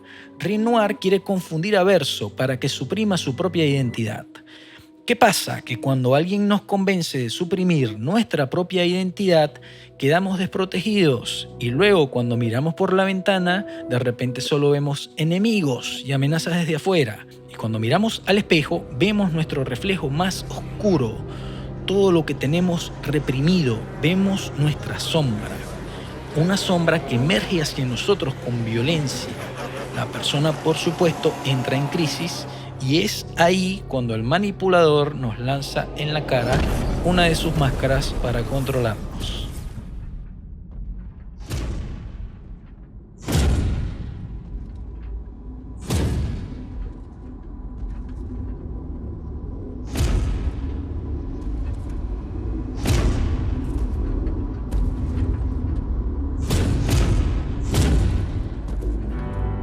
Ustedes recuerdan el axón que pintó Renoir para representar a su hijo, el que protege la verdad con la mentira, el mentiroso. Ese axón, al final de la pelea, se inclina y dice: todo el mundo necesita una máscara, y procede a lanzarle una máscara a todos los del grupo. A todos los agarra menos a Monoko, que es un perro, para el cual no aplican las teorías de Jung. Pero entonces, la única persona que resiste el intento de manipulación es Ciel. Ciel se quita la máscara y muy calmadamente le dice: esta máscara no me hace daño porque esta máscara soy yo. Lo que traducido significa: no hay división entre lo que muestro y lo que soy, así que tu truco barato no funciona conmigo. Esto se llama tener buena salud mental. Al ser auténtica y al haber aceptado sus luces y sus sombras, Ciel es resistente a las artimañas de este enemigo. Este axón no solo dice literalmente la famosa frase de la que estamos hablando, sino que le añade también lo siguiente al final. Le grand art est à la fois une fenêtre et un miroir. Que ce soit votre masque ou le leur. Una buena obra es tanto ventana como espejo, tanto si es tu máscara o la suya. Esta es la verdadera intención de la frase. Y antes de decir esto, además dice lo siguiente: la gente se muere por saberlo. ¿Qué se oculta detrás de la máscara? Delante, detrás, recto, verso. Verso es una palabra que significa el lado de atrás, lo contrario a recto, que es el lado del frente. En un libro, esta página sería la verso y esta la recto, algo así como cara y contracara. Al principio parece que este enemigo está diciendo que el verdadero verso se esconde detrás de la mentira. Pero si le aplicamos la teoría de Jung, que le aplicamos a las frases de la ventana y el espejo, a todo esto que está pasando acá, ahí es cuando se revela la verdad. Este axón no es una representación de verso, sino una representación de Renoir. Verso no es un mentiroso. Verso está siendo controlado por un mentiroso. Todos nos creímos ciegamente la historia de que Verso era un mentiroso. Yo incluso lo he llamado mentiroso más de 100 veces en este video. Y hasta su papá lo intentó retratar como el que protege la verdad con la mentira. Pero el que está protegiendo la verdad con una mentira es en realidad él, Renoir. A ver, en la versión en inglés no sé, pero en la versión en francés este axón habla igual que Renoir, con la misma cadencia. L'art peut être une fenêtre, et l'art peut être un miroir. Le grand art est à la fois une fenêtre et un miroir. Fíjense cómo lo mira Verso. Lo mira como una víctima de abuso, mira a un abusador. Y cuando el axón muere, Verso lo mira con curiosidad y le pregunta: ¿este era Verso, Renoir? Como si estuviera cuestionando la identidad real del personaje. Con esta información en la mano, ahora vayamos hacia atrás para comenzar a despejar las interrogantes que teníamos. Esta es la razón por la cual Verso cambia de opinión tan bruscamente en esta escena. Verso ayuda a Maël a derrotar a Renoir, y Renoir, al verse derrotado, saca un as bajo la manga y le muestra a Verso una imagen de su mamá sufriendo. Fíjense la expresión que hace Verso. Esto lo desestabiliza completamente de un solo golpe. Lo pone en trance. Aquí es cuando Renoir le lanza la máscara. Además, esta imagen de aquí es o una exageración o directamente una mentira. Primero, sí, Aline entró de nuevo al cuadro y entró como una superestrella a dejarnos una de las escenas más épicas del juego y a patearle el trasero a esta muñeca fea que pintó Renoir. Pero apenas Renoir es derrotado, Aline claramente en esta escena se ve que sale de nuevo del cuadro. Y después, en el final de Maël, no la volvemos a ver. Entonces, estas imágenes, al menos en vivo y directo, no son. Segundo, a estos dos los vimos con nuestros propios ojos, casi que congelados, en una especie de estasis criogénica cuando estábamos afuera. Así es como se ven en realidad los pintores cuando están dentro del cuadro. El Mentiritas hasta tiene una pose épica, como si le estuvieran haciendo una escultura. Y tercero, y muy importante, Clea dijo que no pasa nada y que estos dos se la han pasado mucho más tiempo en muchos otros cuadros. Y Clea podrá ser cruel, pero mentirosa no es. Esto es falso. Y Renoir hasta se voltea como se voltean los villanos clásicos cuando revelan que tienen a la damisela amarrada para que el héroe se rinda. Oh, y qué casualidad que la imagen es además un portal que lleva directamente hasta donde Verso tiene que ir para destruir el cuadro. Por eso es que a Verso se le ve tan desorientado en esta escena. Y por eso es que no para de repetir compulsivamente las frases de su padre. Porque él no está razonando aquí, él está obedeciendo. Cuando Alicia le dice a Renoir que va a estar un tiempo en el cuadro y que luego va a salir, Renoir le responde: quisiera confiar en ti, pero...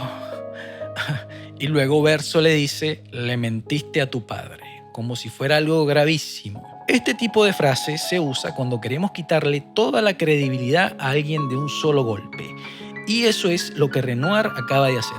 Renoir no le está hablando a Alicia, le está hablando a Verso. Y el mensaje que le está enviando a Verso es: no le creas nada a esta niña.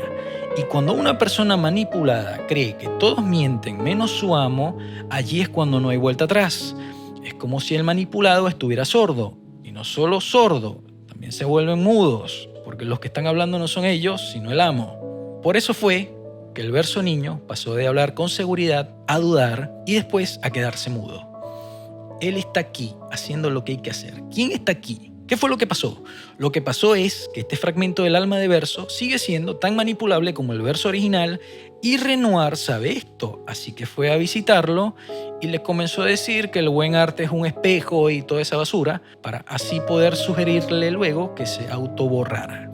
Ahora, mucha gente dice que al salvar el cuadro, el niño queda esclavizado pintando. Pero en ese final, Mael lleva de la mano a un niño de cabello negro muy sonriente que parece ser el fragmento del alma de Verso, liberado y reconstruido. Y digo parece porque por los momentos la identidad de este niño todavía no se ha podido confirmar. Cuando yo lo vi, primero pensé que era uno de los que salen en la intro. Pero ese niño tiene el cabello castaño y aunque es parecido, no es idéntico. El niño del final tiene el cabello negro como Verso y tiene mucho protagonismo. Entonces, si no es el alma de Verso, ¿quién es? ¿Acaso un hijo de Verso con Lung?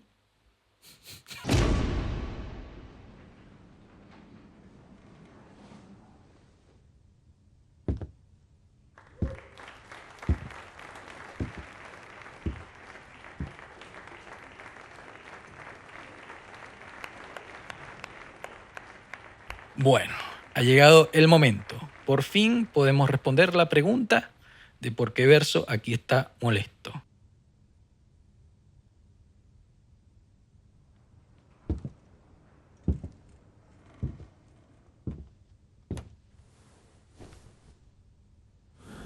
Verso aquí en realidad no está molesto.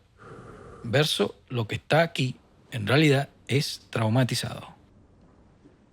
Verso quedó en mal estado mental con el último golpe brusco que le dio su manipulador y todavía no se ha recuperado. La escena del final es celebratoria y a color hasta que sale el pianista. Y de allí en adelante la escena se pone en blanco y negro y se vuelve fúnebre. No es que el mundo sea así, es que Verso lo ve así. Este es entonces el punto de vista de Verso.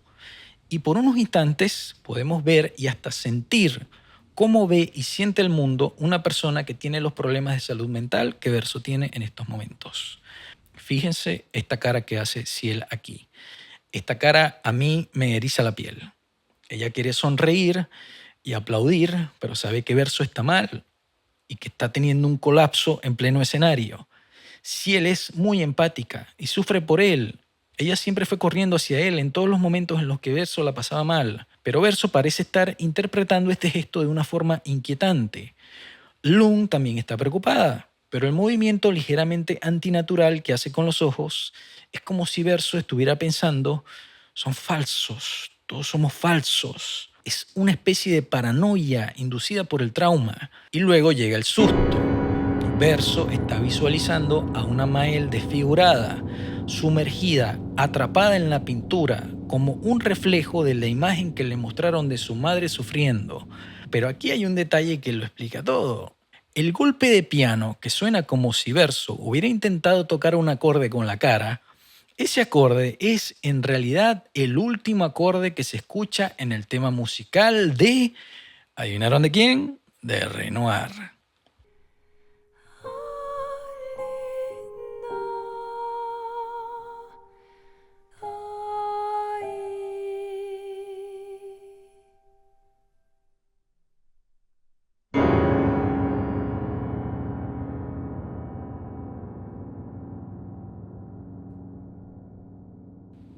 Desde la metanarrativa, este susto está dirigido al jugador y el efecto es tan fuerte que nos hace sentir mal, aunque si él esté allí contenta con su esposo, aunque Lune esté sonriendo y aunque Gustave esté de vuelta feliz junto a Sophie y junto a Maël.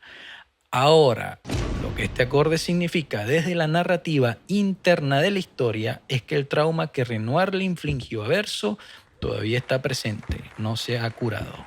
Y ahora, sabiendo esto, vamos a revisar una escena muy importante del otro final. Cuando Verso logra vencer a Maël y está a punto de destruir el lienzo, él está en una zona a la que los demás personajes no pueden entrar sin ser borrados. Lune, desde el lado de afuera, le lanza una mirada láser que es ahora legendaria, famosísima entre la comunidad por su intensidad. Y esta mirada no solo va dedicada a Verso, sino que también, casi que rompiendo la cuarta pared, es una mirada dedicada al jugador, que es el que acaba de tomar la decisión. Lune entonces hace un gesto poderosísimo, se sienta. Un gesto que pudiera ser interpretado como rendición, pero no, ese es un gesto de resistencia. Con esta mirada, Lune pareciera querer dejar claro que el jugador que comandó a la mejor expedición que haya existido, por horas y horas de intensa lucha, eligió sacrificarlos para ayudar a una familia a ganar una guerra de la cual no se sabe nada, convencidos por el argumento de que las personas dentro del lienzo son falsas y que lo único importante aquí es que la gente real afronte sus problemas en la realidad. Sin los violines tristes y los hermosos pétalos volando, esta escena es en realidad una versión maquillada de esta otra escena, donde Verso traiciona a la Expedición Zero y los mata a todos a sangre fría, incluyendo a Julie. Si esta barrera mágica descarada no estuviera, y si ignoramos el hecho de que Verso no le puede ganar una pelea a Maël, para destruir el lienzo hubiéramos tenido que ver una escena en donde la expedición se resistía y hubiéramos tenido que ver cómo Verso hacía una montañita con ellos. Y mejor aún, en vez de verla, el jugador hubiera tenido que presionar los botones y ser protagonista de la masacre.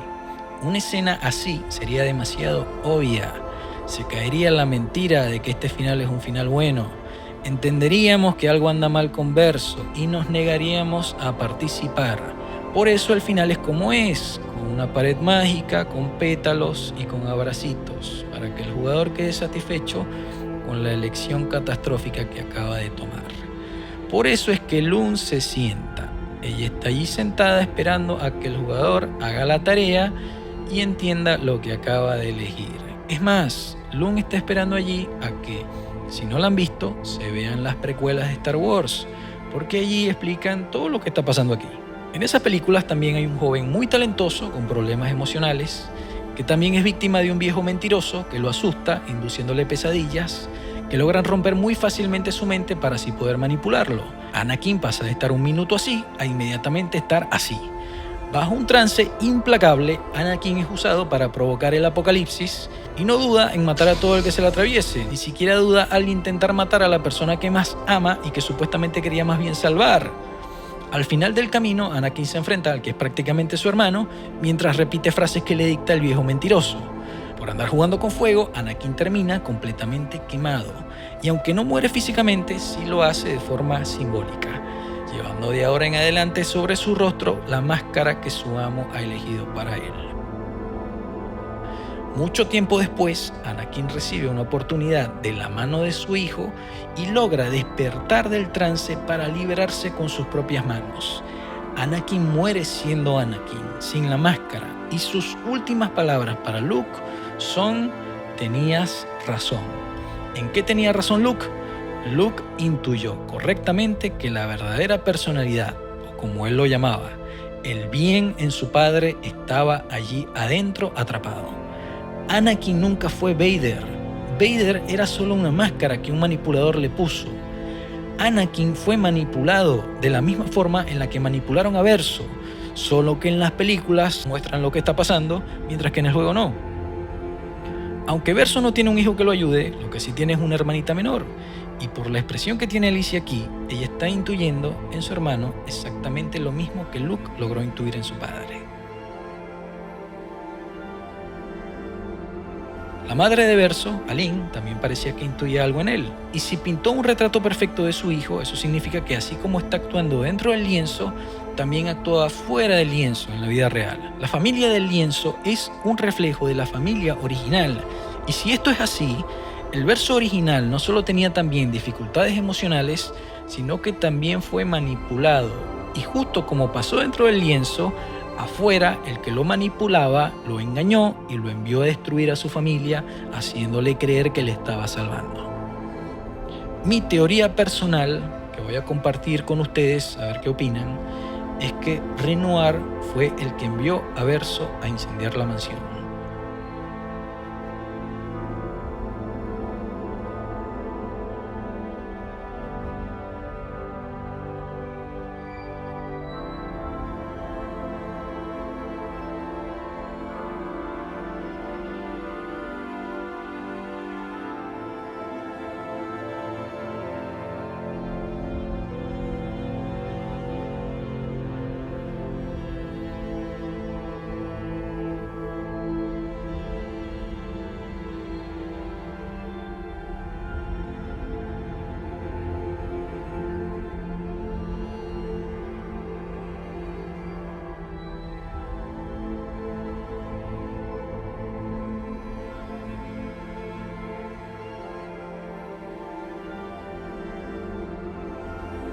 Ahora, ¿por qué Renoir tomaría esta decisión tan drástica?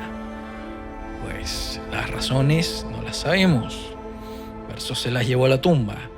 Pero si yo tuviera que adivinar, diría que Renoir necesitaba o una muy buena excusa o un muy buen relato para generar lástima. Lo más probable es que lo hizo para ganar poder. Todo, por supuesto, en nombre del amor y por el bien de la familia y de la república. Ahora, yo sé que en este juego no hay un documento que culpe directamente a Renoir. Y para algunas personas, la idea de que un padre que ama tanto a su familia pueda sacrificar a su único hijo como si fuera un peón es completamente absurda. Pero esto es lo que yo llamo un 2 más 2. Una historia común y corriente te dice 2 más 2 es 4. Pero una historia que está hecha para que pensemos, para que reflexionemos y para que interpretemos, nos deja un 2 allá, el otro 2 por allá escondido y el más lo deja bloqueado detrás de una puerta difícil de abrir. Y luego nosotros tenemos que juntar esas piezas y resolver la ecuación. Yo estoy basando mi teoría entonces en la información que me da el juego sobre el comportamiento de estos personajes.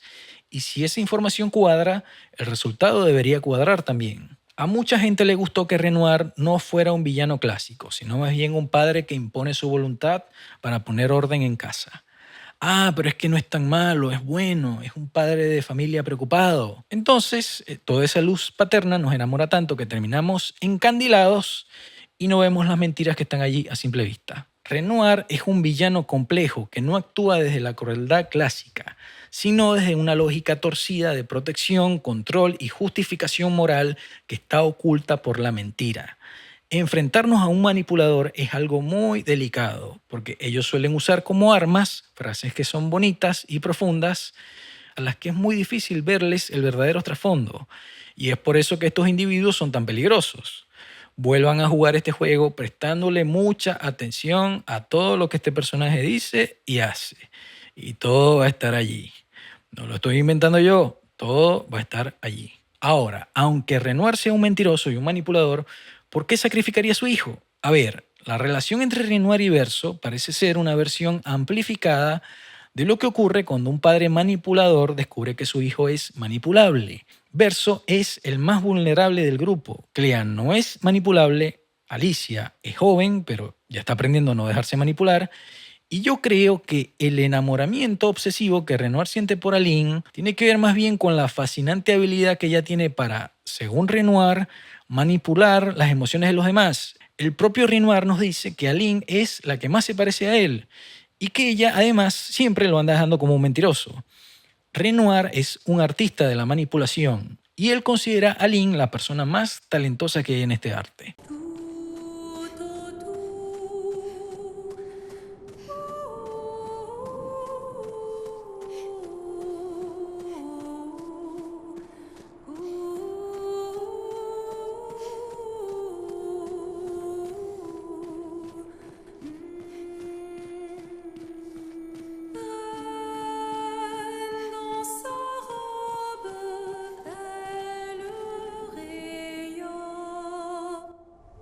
Cuando la acción que Renoir pintó de Aline, llamado La Sirena que juega con maravillas, se encuentra con la expedición, hay una escena en donde la sirena intenta hechizarlos, mostrándoles a sus seres más queridos que ya no están.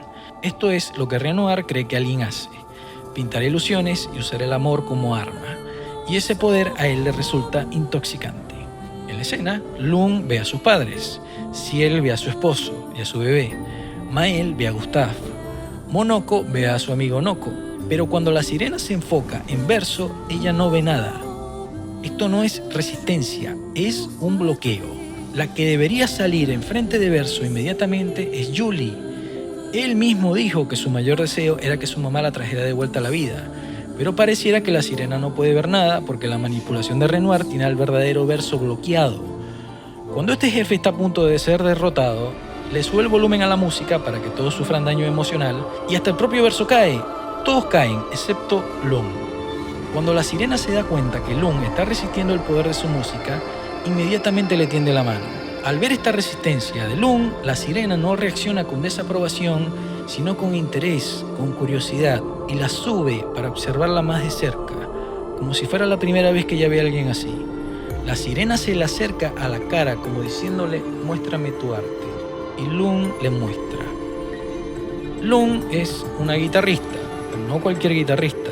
Ella es una guitarrista sensible, capaz de tomar los sentimientos que le hacen daño y transformarlos, metabolizarlos, convertirlos en fuerza. Mientras más la sirena hace sufrir a Lung, provocándole dolor emocional, más fuerte se vuelve Lung, y ella le devuelve esa energía para derrotarla. ¿Por qué? Porque la acción de Aline, en cambio, no puede transformar el dolor en fuerza. Y eso es lo que la Aline verdadera, la pintora, está desesperadamente tratando de aprender dentro del lienzo. Los integrantes de la familia están en el lienzo porque necesitan aprender algo. Aline necesita aprender lo que les acabo de decir. Clea necesita darse cuenta de que al tener su emocionalidad atada boca abajo, ella va a terminar siendo víctima de sí misma. Y Alicia ya aprendió lo que tenía que aprender y mucho más. El único de esta familia que no solamente no quiere aprender nada, sino que no puede aprender nada es Renoir. Porque Renoir lo que más ansía es control, y esas ansias no se calman aprendiendo lecciones de vida. A los que crean que en este final la familia va a curarse y va a prosperar, les tengo malas noticias. Porque Renoir no va a cambiar nunca y no va a parar de hacer de las suyas.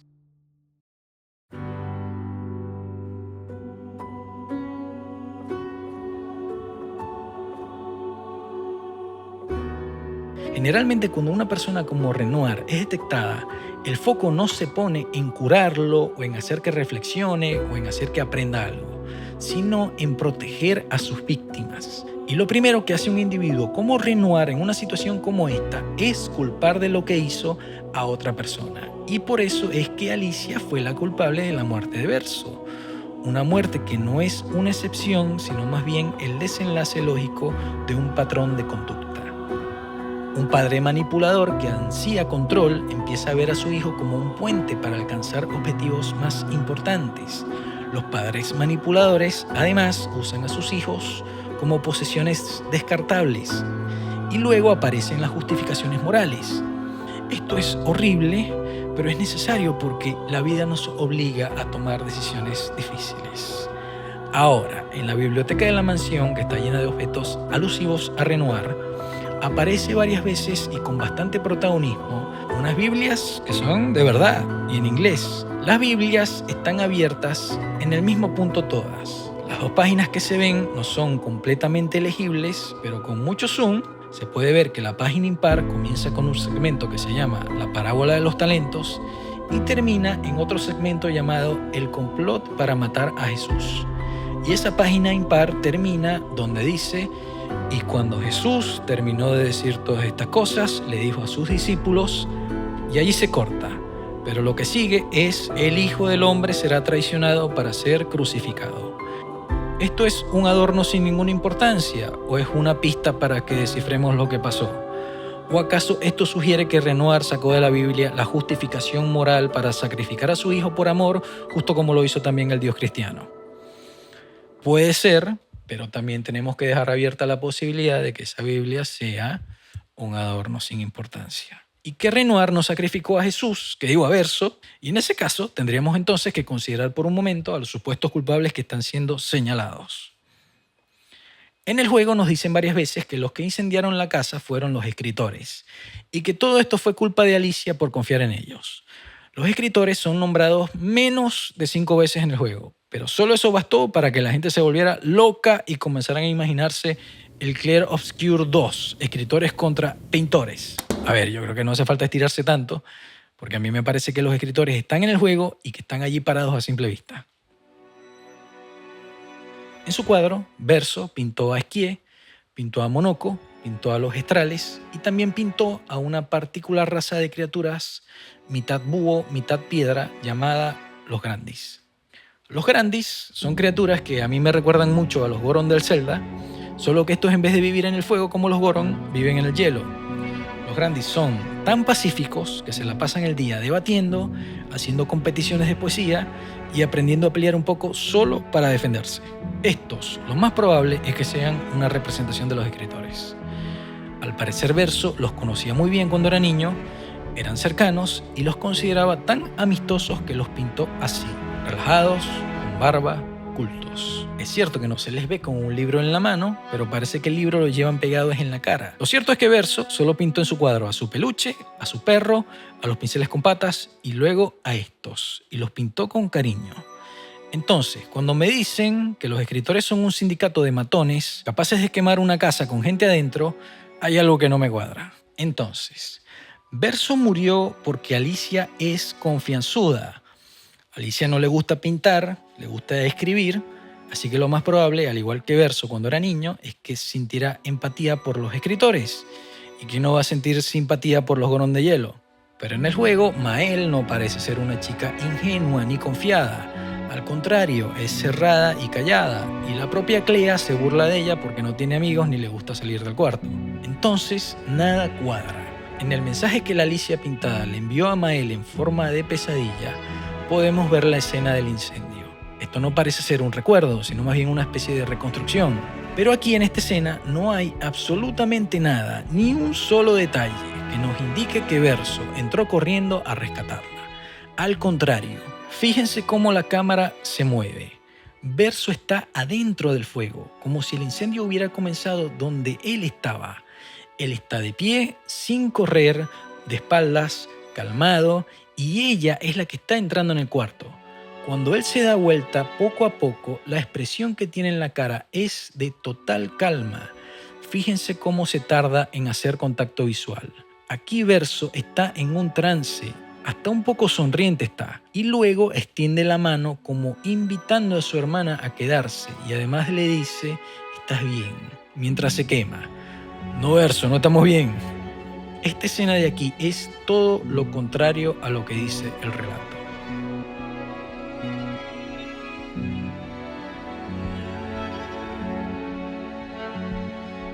Cuando la Alicia pintada se encuentra con Maëlle, ella le muestra la mansión quemándose. Y noten el simbolismo aquí. La casa está en llamas y se escucha que Verso está dentro, pero ellas están afuera, como si Alicia quisiera decirle a Maëlle: él no entró por nosotras, nosotras entramos por él. Lo más posible es que Verso comenzó el incendio y luego Alicia lo sorprendió y él tuvo que despertar del trance para poder sacarla.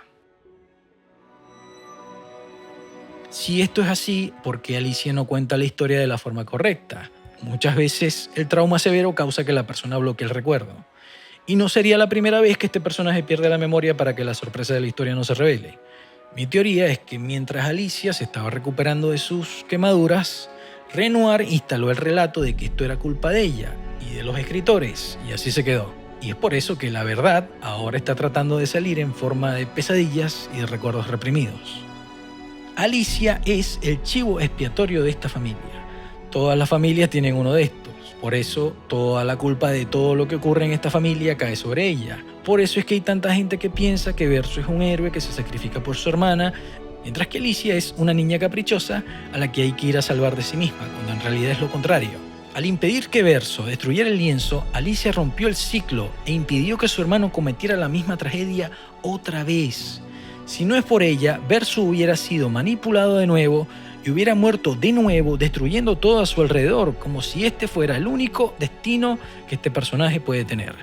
¿Es este el único destino que Verso puede tener? Así termina siempre. Cuando Mael impide que Verso borre el lienzo, él le suplica: por favor, no quiero vivir esta vida. Verso está pidiendo que lo dejen ir, está sufriendo, pero Mael lo trae de vuelta a la vida. ¿Por qué? ¿Por qué Mael cumplió inmediatamente el deseo de Alicia Pintada, pero no cumple el de Verso? Esto es así porque la Alicia Pintada se fue en paz, con una decisión consciente. En cambio, Verso no está en paz. Es un alma atormentada que está sufriendo psicológicamente.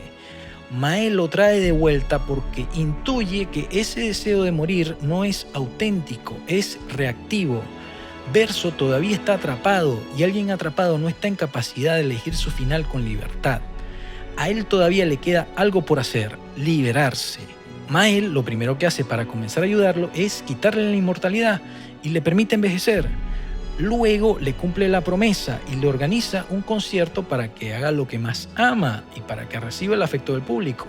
Pero esto aún no es suficiente, aún falta otra cosa.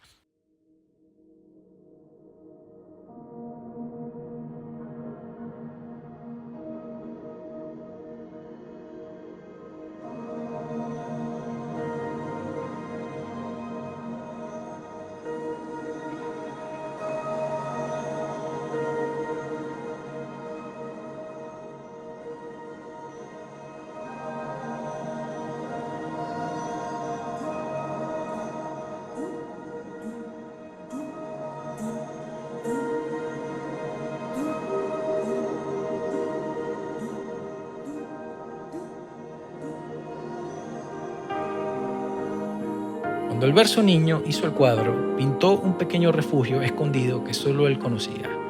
Allí pintó todo lo que a él más le gustaba en este mundo, usando todos los colores de la paleta. Pintó globos, pintó naturaleza y juegos, y gestrales tomando el sol y nadando y bailando. Aquí también pintó a los Grandis llevando dulces, de hecho pintó muchísimos dulces. Pintó su piano, pintó los caballetes y pintó partituras. Pintó trenes mágicos que vuelan aunque los rieles estén dañados y pintó una actividad en donde hay que cambiar estos colores para que queden bien balanceados. Y cuando lo hacemos correctamente, el encargado nos dice que los Wii y los Wu quedaron perfectamente equilibrados. ¿Pero para qué sirve este equilibrio? Una de las escenas más hermosas, más sencillas y más celebradas de este juego es una en la que Verso y Esquí están hablando. Esquí dice que él a veces se siente pero después también dice que se siente ¡wii! Y si una criatura mágica que parece nunca estar triste se dio cuenta de que su tristeza está siendo balanceada por la felicidad, eso significa que nosotros también tenemos que prestarle mucha atención al balance de nuestras emociones.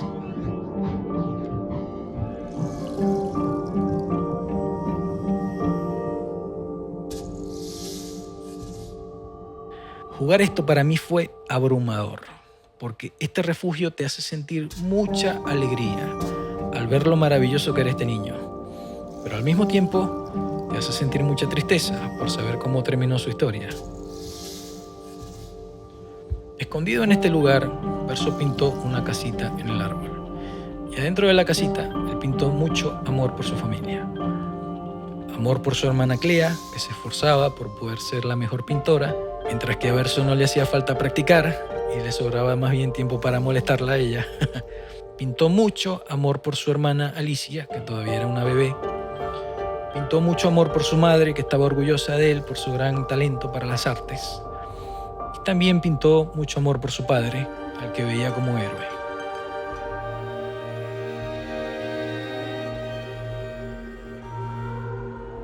También hay allí, por supuesto, amor para Monoko, el fiel amigo que lo acompañó en todas sus aventuras.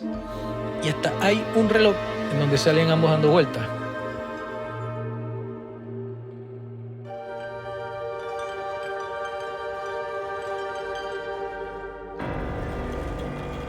La pared más grande de la casita está el dibujo más grande de todo el cuarto. Una figura oscura, amenazante, que parece acechar entre las sombras. ¿Quién es esa figura?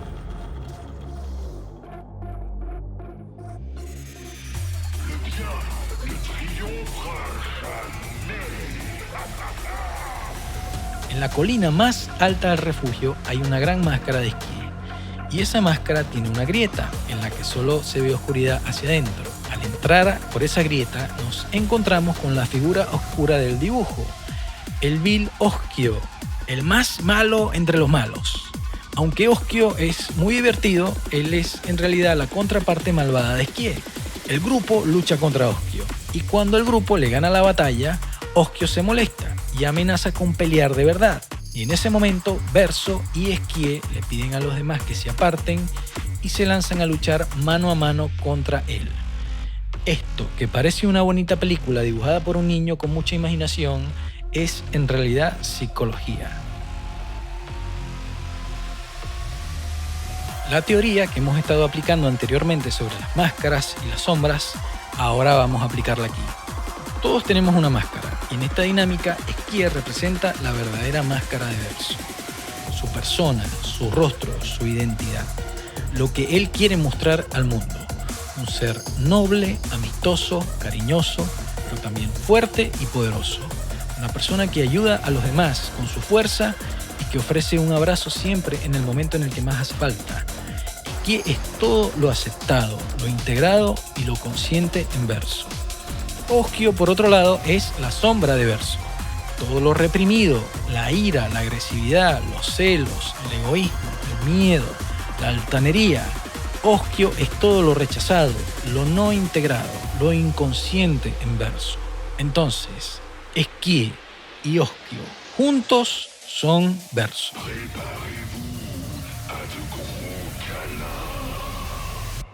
Uno podría llegar a pensar que la sombra debe ser eliminada, pero no. Ni la máscara ni la sombra pueden ser eliminadas. Ambas cosas forman parte de lo que somos. Y ambas necesitan estar equilibradas para que los wu y los wi estén en perfecto equilibrio también. Pero no solo eso, si la sombra se sale de control, allí es cuando la persona pierde el control de sí misma. Y es por eso que con regularidad tenemos que ir hacia nuestra sombra y enfrentarla. Esquie lucha al lado de Verso porque desde la teoría a la sombra no la debemos enfrentar nunca solos. La enfrentamos junto a nuestra identidad, junto a nuestra máscara. Verso ataca junto a Esquie, pero se lleva el primer golpe porque así ocurre siempre. Enfrentar a la sombra duele mucho primero, pero no pasa nada porque ahí está Esquie para ayudarlo y le hace un gancho de derecha a Oskio que lo pone en su lugar. Oskio prepara su ataque más devastador y le dice a Verso: jamás tocarás bien un instrumento. Y es aquí cuando Verso sale volando con Esquie y atraviesa a la sombra con su espada. Oskio se ha llevado su merecido de nuevo. Y Verso no puede parar de sonreír mientras Mael lo mira con mucha atención. Allí es entonces cuando Verso se arrodilla y dice: me alegro mucho de haberlo vivido. De decir no quiero vivir esta vida, ahora pasó a decir me alegro mucho de haberlo vivido. Allí entonces se le aparece el autor del cuadro, el Verso niño, firme y con la postura que lo caracteriza. Fíjense la diferencia. Aquí el niño está arrodillado frente a Verso y ahora es Verso el que está arrodillado frente al niño. Este sí es el verdadero niño, el que se nos aparecía en todo el juego. Y este es el verdadero Verso. En esta escena el niño no dice nada, pero en una ocasión anterior él nos dijo: la luz y las sombras bailan juntas, pero la luz debe liderar. La palabra perfecta para honrar este momento es gracias.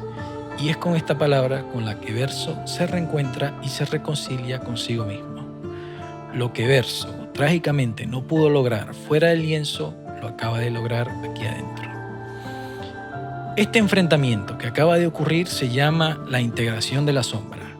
Integrar la sombra significa reconocer, aceptar y responsabilizarse de las partes de uno mismo que fueron rechazadas, reprimidas o negadas. Al integrar la sombra, poco a poco vamos eliminando la distancia que hay entre lo que escondemos y lo que mostramos a los demás.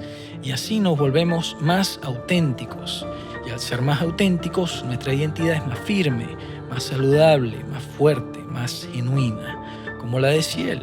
Y al igual que Ciel, cuando le lanzaron la máscara y la máscara no le hizo nada, ahora Verso también va a poder decir: esta máscara no me hace daño porque esta máscara soy yo.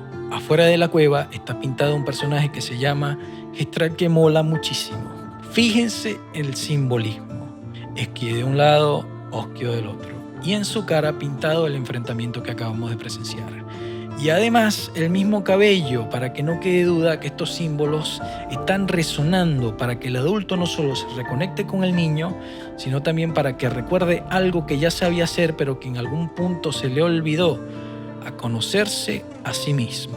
Y el juego va aún más allá para que entendamos esto. En la escena que sigue después de la pelea con Osquio, que fuera de contexto puede parecer absurda, Esquí pone su mano sobre la cabeza de Verso, que está arrodillado como si estuviera a punto de ser nombrado caballero, y del agua donde está Osquio sale una esfera de energía que entra dentro de Verso.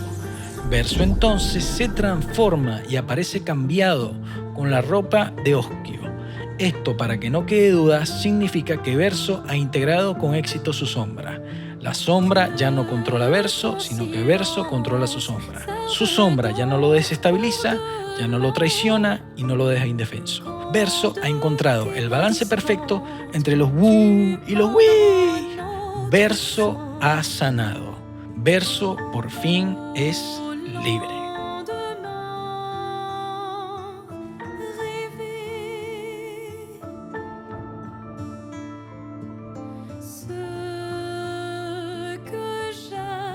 En su refugio, Verso pintó una última cosa más: una puerta.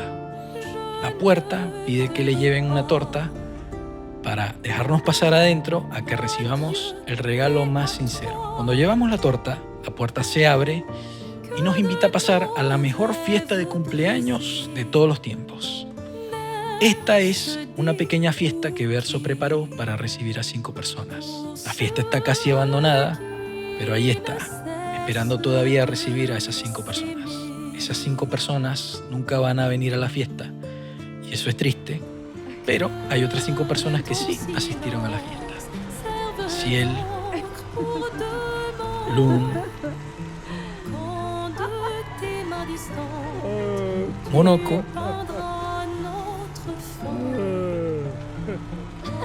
Mael y por supuesto el cumpleañero. Felicitaciones, Verso, y brindemos por los nuevos comienzos. Si les gustó el video, para que les llegue a más gente, me ayudan mucho con un like, con un comment y con un subscribe. Thank you very much.